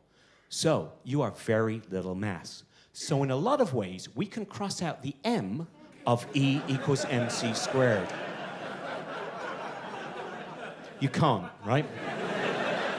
Albert Einstein was a very clever man. If he'd found a shortcut and gone, do you know what, lads? E equals c squared. Thanks, Albert, that saves us a lot of time, right? So that's And part of what that has is the delightful idea that just because a number is small in physics, it's kind of extraneous, right? Now, this building here is partnered with UCL, so I imagine there are some physicists in, right? You physicists will know small numbers don't mean you're shit, right? Planck's constant is not a big number, right? It doesn't mean that Planck was a shit physicist, right? It's not going, oh, what a rubbish constant, Planck. You've got a really tiny constant, like decimal point, 15 zeros, wow, rubbish. Not like Avogadro's constant. He's got a great big constant. Yeah, well, I think he's compensating for something. Shut up, Planck, yeah. Pi, oh, pi. 3 point, yeah. I just round it down to 3. A lot of my buildings are falling over. It's just... And it's those... that's not even... Right, then it gets better. Right? You're like this, right? Then she goes, but that is not the end of the story. It's not the beginning either. That is not the end of the story. Because then God gave us a new physicist, and his name was Stephen Hawking. Now, I understand that people make the mistake between Richard Dawkins and Stephen Hawking, right? That can happen. I don't think you're a terrible person if you've done that. But I do believe that if a scientist is the central plank of your argument, you should have at least read his book to the end of the spine. I reckon that's the... At least get that far. Just a brief hit or too hard. It's just... So that's one of the reasons we have to be passionate, we have to be excited, we have to be, the people, if you're not interested, there's so much going on. So I'm suddenly thinking of just how many brilliant, fucking wonderful things there are, and to just sit at home and go, I don't really want to get involved, right? Just, do you know what, I just want to switch off. When people say that, I go, what? Fucking 4.6 billion years, this planet, slowly, life forms, mutation, heredity, natural selection, and now you have a creature that can look in a mirror and recognise itself and ask questions about the stars, and what does it do? Turn this fucking thing off. It's interfering, right? It just... This is what my favourite guest, right? The one on my show that we love. I'll get Grace on. I'm sorry, Grace, it's longer than normal, right? But it's just this 10-minute preamble seems to have dragged. Anyway, but it's... But my favourite guest, and I've mentioned him before here, and I just love him, right, is Brian Blessed, right? We have Brian Blessed on the show, and he is now, I think he's going to be 79 this year, right? And that's what I love as well, when you just see... I saw Jim Dale the other week. Jim Dale, most famous, of course, to most of us over here, is a carry-on star, but, he has done incredible things and worked with Olivia and done amazing things on Broadway. And I watched 80 years old, and I went, fuck, look at the excitement. There's no kind of jaded boredom there. And Blessed, he is the same, right? The first time we had him on, and, to have Brian Blessed and Brian Cox, two Brians, but with very different vocal delivery. And just... and the first time we had him on, right, I've talked about it, but it was so great because to have Brian Cox, Brian Blessed, and Brian just turns and goes, Brian, how do you feel about intergalactic space travel? And Brian Blessed just went, I've always wanted to go to Mars! Why can't we go to Mars? Tell me, Brian, tell me! Why aren't we on Mars? Well, I'm not really involved. Well, get involved, for fuck's sake! A very heavily edited programme, that one, right? Why can't I fly through the middle of fucking Jupiter? It's a gas planet! So... And it's not an act, right? That is what he is, right? You can see it. It's just everything he does. He really wanted to go to Mars. He is angry. He is angry that when he was 8 years old, he saw images of Mars and he imagined that human beings would be there by now. And the fact that he worries that in his life we won't have got there, right? That makes him angry. Now, he was brilliant on that show, but then we had him back on a Christmas show, which would have been last December. And this was, again, just seeing the excitement of anyone put in a room with him, right? We had Francesca Stavrokopoulou, who is an atheist Bible scholar. We had the Reverend Richard Coles, former keyboardist with the Communards, now a vicar in the Midlands area. We had Chris Hadfield, the Canadian astronaut. And we had Brian Blessed, proper variety, right? Now... Chris Hadfield has done wonderful and remarkable things. If you've not read his book, I would highly recommend it. It's a wonderful look of what it is to be a human being looking back upon your own planet from space. And he has done incredible things that I will never have the opportunity or the ability to do. Like the first time he went out on the International Space Station, he went on a spacewalk, he had to do one repair. So he gets out there and he's got to kind of try and unscrew this thing, and there's a few little kind of weird kind of thread cap things he's got to take out, right? So he takes out the first one, and just as he takes it out, the other 5 drift off into space, right? Out of his reach. And he goes, I got a bit of a problem. All the bits have floated off, right? And he went, don't worry, Chris, just stay there for about 30 or 40 minutes and we'll come back to you. Just stay there. Just stay holding on to the side of a space station going around your home planet. And he said it's just like holding a luggage strap. And eventually he let go and just drifted with the space station. He has done remarkable things. But even he, I don't think, was ready for Brian Blessed's impersonation of Jesus. So, didn't happen in the show, right? We did the show. Then we go into this little green room where we're having sherry because it's a Christmas gig, and suddenly Brian goes, oh, I forgot to talk about Jesus. Oh, let me tell you about it, Chris. And he grabs him, right? And he goes, I was in a play about Jesus. I didn't play the part of Jesus. That was Colin Blakely. Wonderful play by Dennis Potter, Son of Man. Anyway, we're doing the crucifixion scene. And Colin's still in his dressing room. So I go in to see him. I go, Colin, what's the matter? And he goes, oh, Brian, I don't know how to play Jesus on the cross. I went, for fuck's sake, Colin, you're Jesus. When you're on the cross, you just have to go, why have you forsaken me? And that's how he played it. It was very powerful. So, you see, just remote, and that's what I love, right? This is... I shouldn't be retiring because my poor wife is like just going... It's going to be like this now for my life, isn't it? Because previously I sent you out and you shouted, and now... Darling, it's 7 o'clock, the adrenaline's kicked in. Look at me doing voices. Oh, God. So, it's a very long way into introducing the support act, but hopefully, if you've not seen Grace before, you're in for a treat. If you have seen her before, you know how lucky you're going to be. She is Grace Petrie. We've been touring for quite a while. We've also toured together, Josie Long and Grace and me, and she's toured with Billy Bragg and done her own shows. She has a fantastic new album out. She's been on the Now Show, and I love working with her, and I think her songs are incredibly powerful, incredibly beautiful, and she was recently described by Billy Bragg as possibly the greatest songwriter that has ever come out of Western Europe. So please welcome to the stage, Grace Petrie.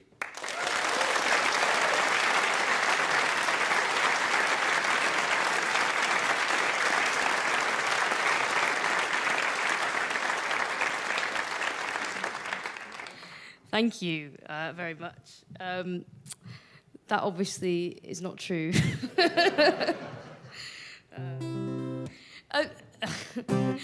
We've been touring for a long time. We started this tour about 15 years ago. And Robin started saying, when he started introducing me a few months ago, he started saying, please welcome Billy Bragg's favourite songwriter, which is a lovely thing to say, and it too is not true.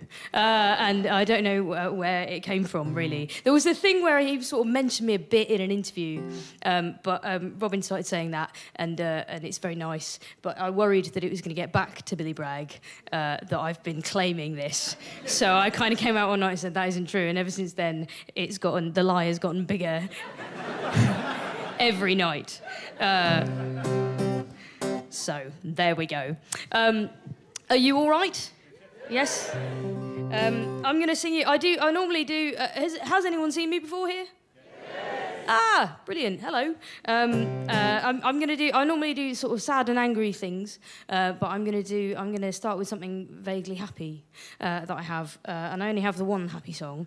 So I'm going to start with that, and then it's fucking downhill from there, Bloomsbury. So, did anybody go to Glastonbury this year?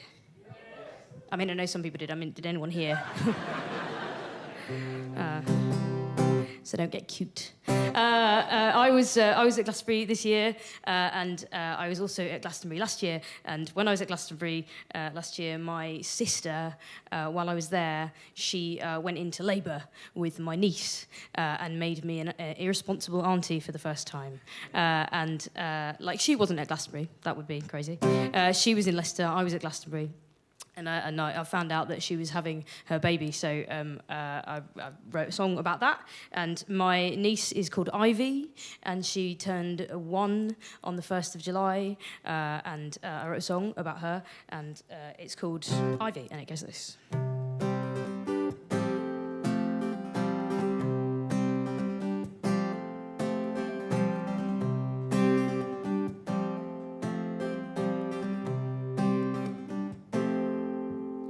It was Glastonbury 2014, and me and my best friend, we'd had an awesome festival, and then we got a call on Sunday about 10:30, and it was back to the camp, and it was pack up the tent, and it was saying goodbye to Billy Bragg as we went, and telling our friends that we had somewhere to be, someone so much more important than all those VIPs. It was your mum on the phone that rerouted us. We got a hug, goodbye from Phil, Cupid's us, and then we drove all night from Glastonbury to meet you home when you were ready to arrive, Ivy.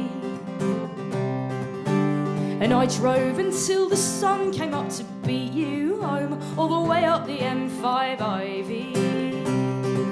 And being early for someone was a first for me, but I thought my heart would burst if you got there before me. And all the way home all I thought was how I can't wait to tell you this story, Ivy. Thanks for waiting for me.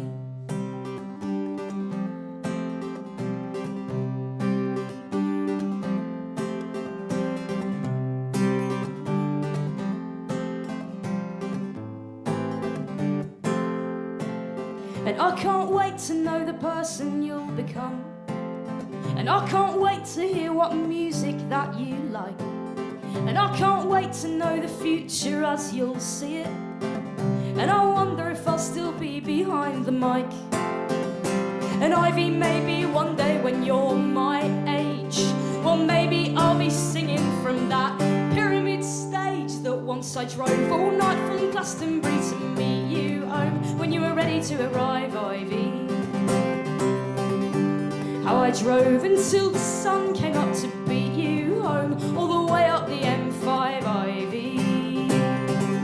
And being early for someone was a first for me, but I thought my heart would burst if you got there before me. And all the way home all I thought was how I can't wait to tell you this story, Ivy. Thanks for waiting for me. Thanks for waiting for me to arrive. And let me just say thanks for not bringing Labour on until Sunday night and halfway through Kasabian, because who the fuck cares about Kasabian? And thanks for not coming during Dolly Parton.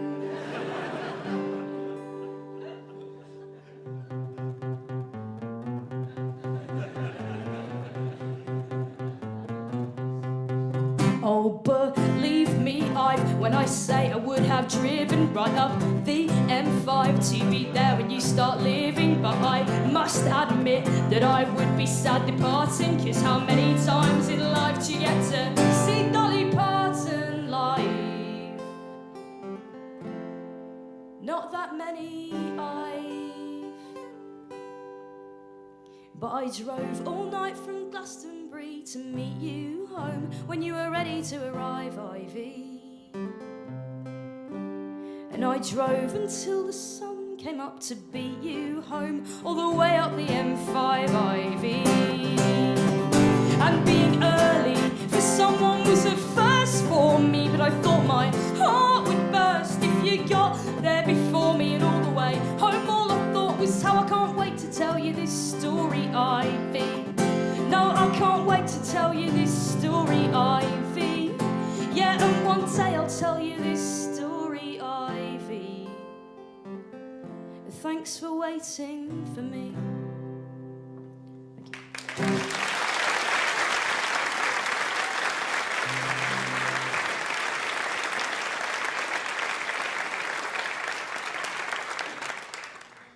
Thank you very much. Like I said, I'm a folk singer. For those of you that don't know, I hope if it's still not obvious after that first song, and that means I do work exclusively in sad and angry. And last year I went through quite a big breakup. I got my heart broken, which was very sad. But I thought, fuck it, I'll get another album out of it. And then I did, and I'll be selling it outside if anyone's interested. But when things like that happen to me, I'm one of those wankers who when I go through things like that, I deal with it by like drinking a lot of beer and listening to a lot of like Joni Mitchell and Bob Dylan and being like, oh my God, they're soundtracking my pain. And that's what I did with Bob Dylan with this most recent breakup.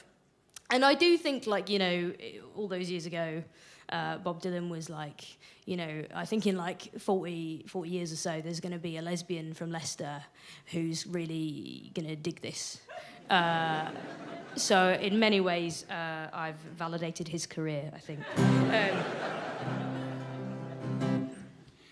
This is called What Bob Dylan Sang, and it goes like this.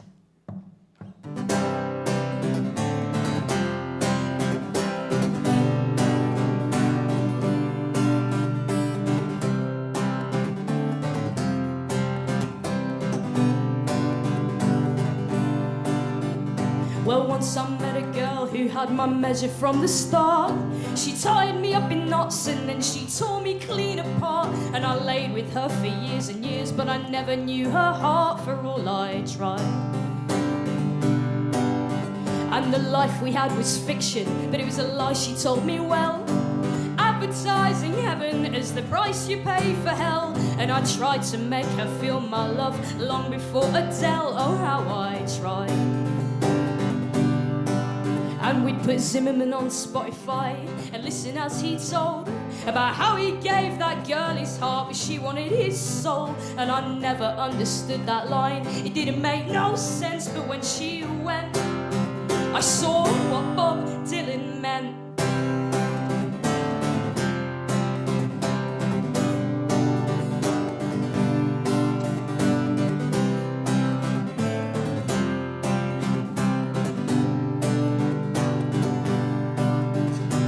Once I knew a woman who broke just like a little girl. Took our love and built with it a perfect little world. And I still look back every day and wonder why it didn't work for all we tried. And we gave it every inch of us and every ounce of love. But even Dylan knows that sometimes love just ain't enough. And baby, tangled up in blue is all we ever ended up for all we tried. But I think I could have loved her till I knocked on heaven's door. And she'll always be the one who gives me shelter from the storm. But in the end it ain't me, babe, she was looking for. And I saw what Bob Dylan thought. What Bob Dylan thought, yeah.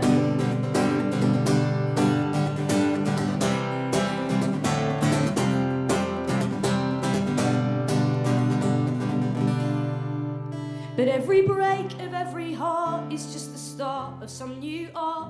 So when you build yourself together out of broken, shattered parts, just remember that for every scar you took on a bad day, you know you'll always be somebody else's one that got away. Yeah, you're changing and you're growing, even if you don't quite know it. And every tear is worth its salt, yeah, if it makes of you a poet. So be grateful for the ones who blew away your best laid plans. Through those lovers you discovered, with each touch of trembling hands, you understand why Bob Dylan sang.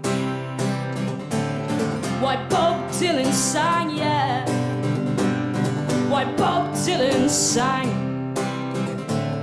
Why Bob Dylan sang, yeah. And I think I understand.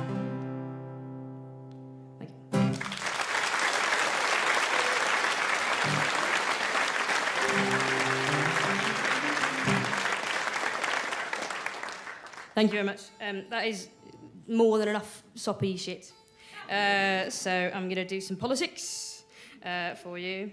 3 people are into that. That's good. It's getting more every night. So I wrote a load of songs about politics after the election in 2010, and they didn't work. And I know that they didn't work because at 9 o'clock in the morning on the 8th of May, when I was quite hungover and in a very sorry state in more ways than one, Robin phoned me up and I picked up the phone and said hello, and he said, "Your fucking songs didn't work." And fair play, they didn't. So I've just carried on in the hopes that they might work in 2020. So this is a song about, of all of the terrible things that happened in the last Parliament, I think one of the worst things that the Tories pushed through was a thing called workfare. Does everyone know what I mean by workfare? If there's anyone that doesn't, it's basically this scheme by which now they can make job seekers go and work for free for these private companies, and if you don't do it, if you refuse to do it, then they cut your job seeker allowance, and job seeker allowance is like nothing at all. It's like 40 quid a week anyway, right?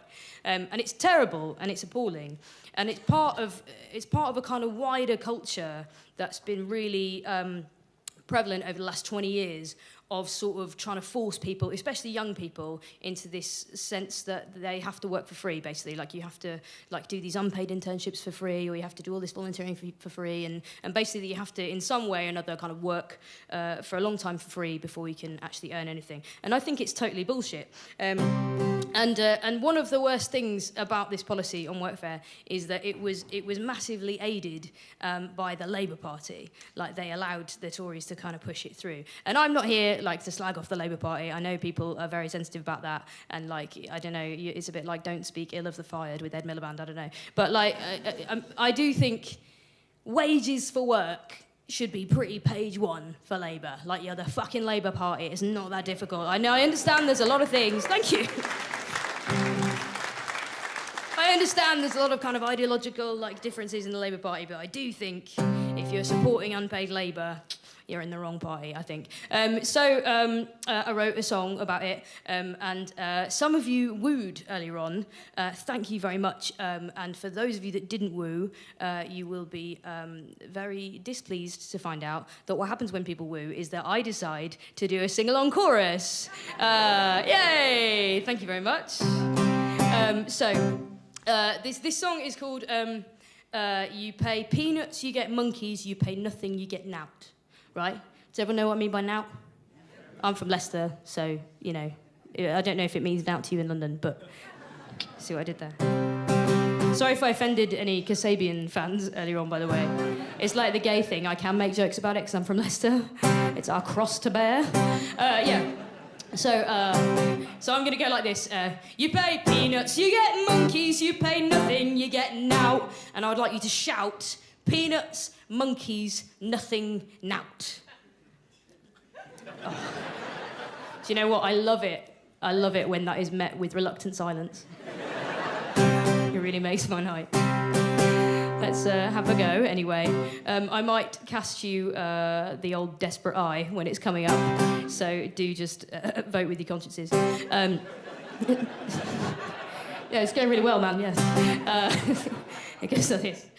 And this song does reference Ed Miliband. What are you going to do? I mean, a lot of things rhyme with Ed Miliband, do you know what I mean? I was relieved for both ideology and satire when Chucky Munna withdrew from the race. Fucking hell. Easy satire, that does not make. So it goes like this.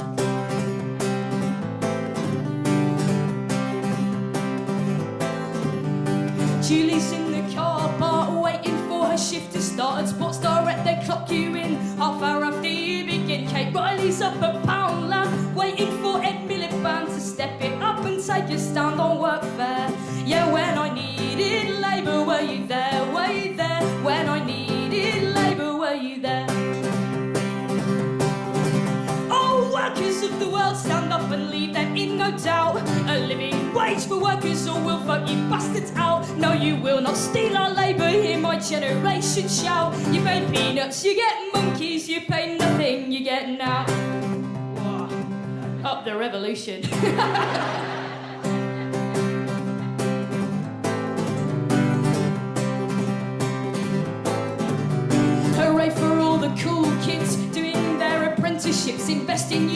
future pal, but fuck it, at £2 an hour, returning London 9 to 5. But if you want to stay alive, better hope Mum and Daddy will be there with a nice big house for you to share. Oh, workers of the world, stand up and leave them in no doubt.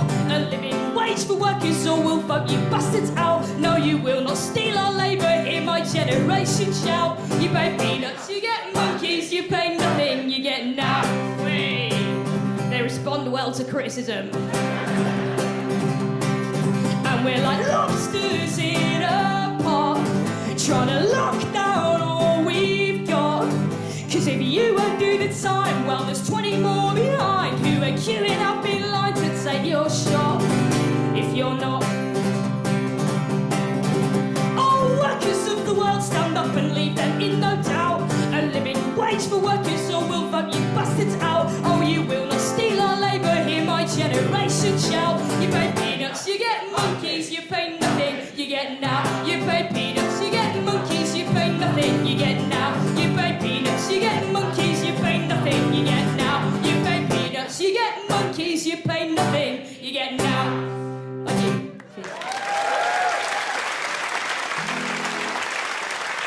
Thank you very much.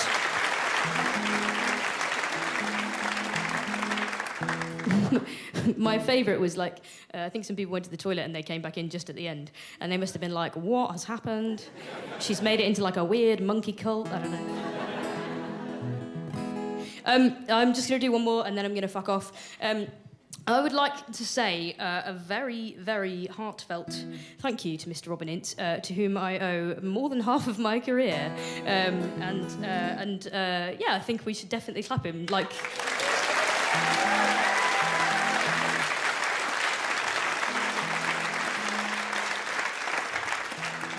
And as well as like putting me on an enormous amount of gigs and getting me out to a massive, massive audience, because he's a very, very nice person, and also he passionately believes in art. And as well as doing all that, he's made a lot of my dreams come true. He got me on a gig with The Cure, which was fucking amazing. But he's also like, he's challenged me a lot in the 5 years that I've known him.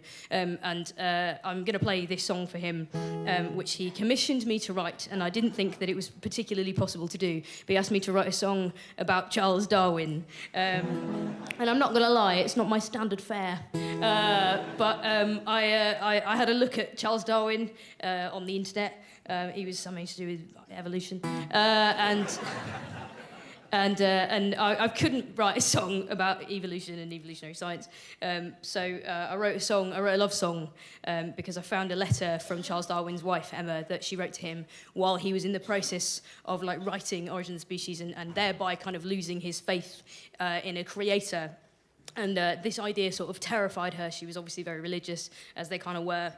Back then, and she wrote this letter to him about how she was terrified that his kind of scientific pursuits would mean that they wouldn't be together in the afterlife. It's on Letters of Note, and I would encourage you to kind of go and read it, because it's very, very interesting, very moving. And then right at the bottom, Charles Darwin actually just wrote this postscript that says, "When I'm dead, please know that many times I have kissed and cried over this." And I thought, there is the guy that I can write a song about. So I would like to say very, very big thank you to Robin Ince for all of the gigs, and here's to many more gigs to come after his very well-deserved holiday. And this is called Our One Life. Thank you very much.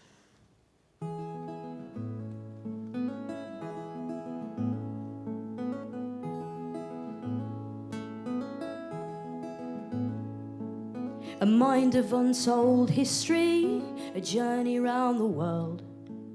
To one heart, just your Charlie, forever to my girl. The burden of discovery that nearly took me whole. Left you who has my heart now to worry for my soul. And love, and love. When I am dead, know this, many times I have kissed and cried over this, and cried over this.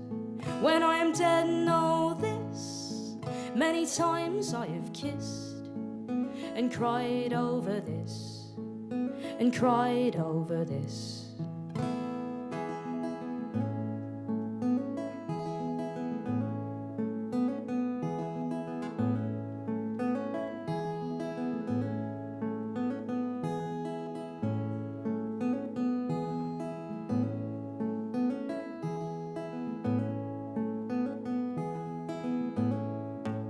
the oceans that divide us, of distance and of faith. I worry for our one life, you worry that I'm safe. The ever-growing beauty of everything I see is I belong to you, love, and you belong to me. And love, and love. When I am dead, know this, many times I have kissed and cried over this, and cried over this. When I'm dead, know this, many times I have kissed and cried over this, and cried over this.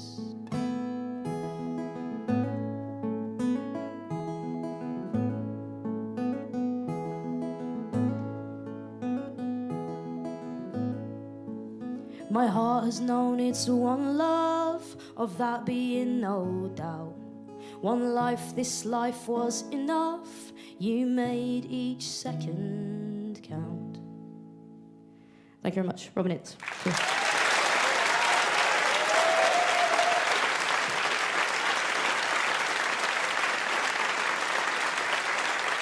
Grace Petrie!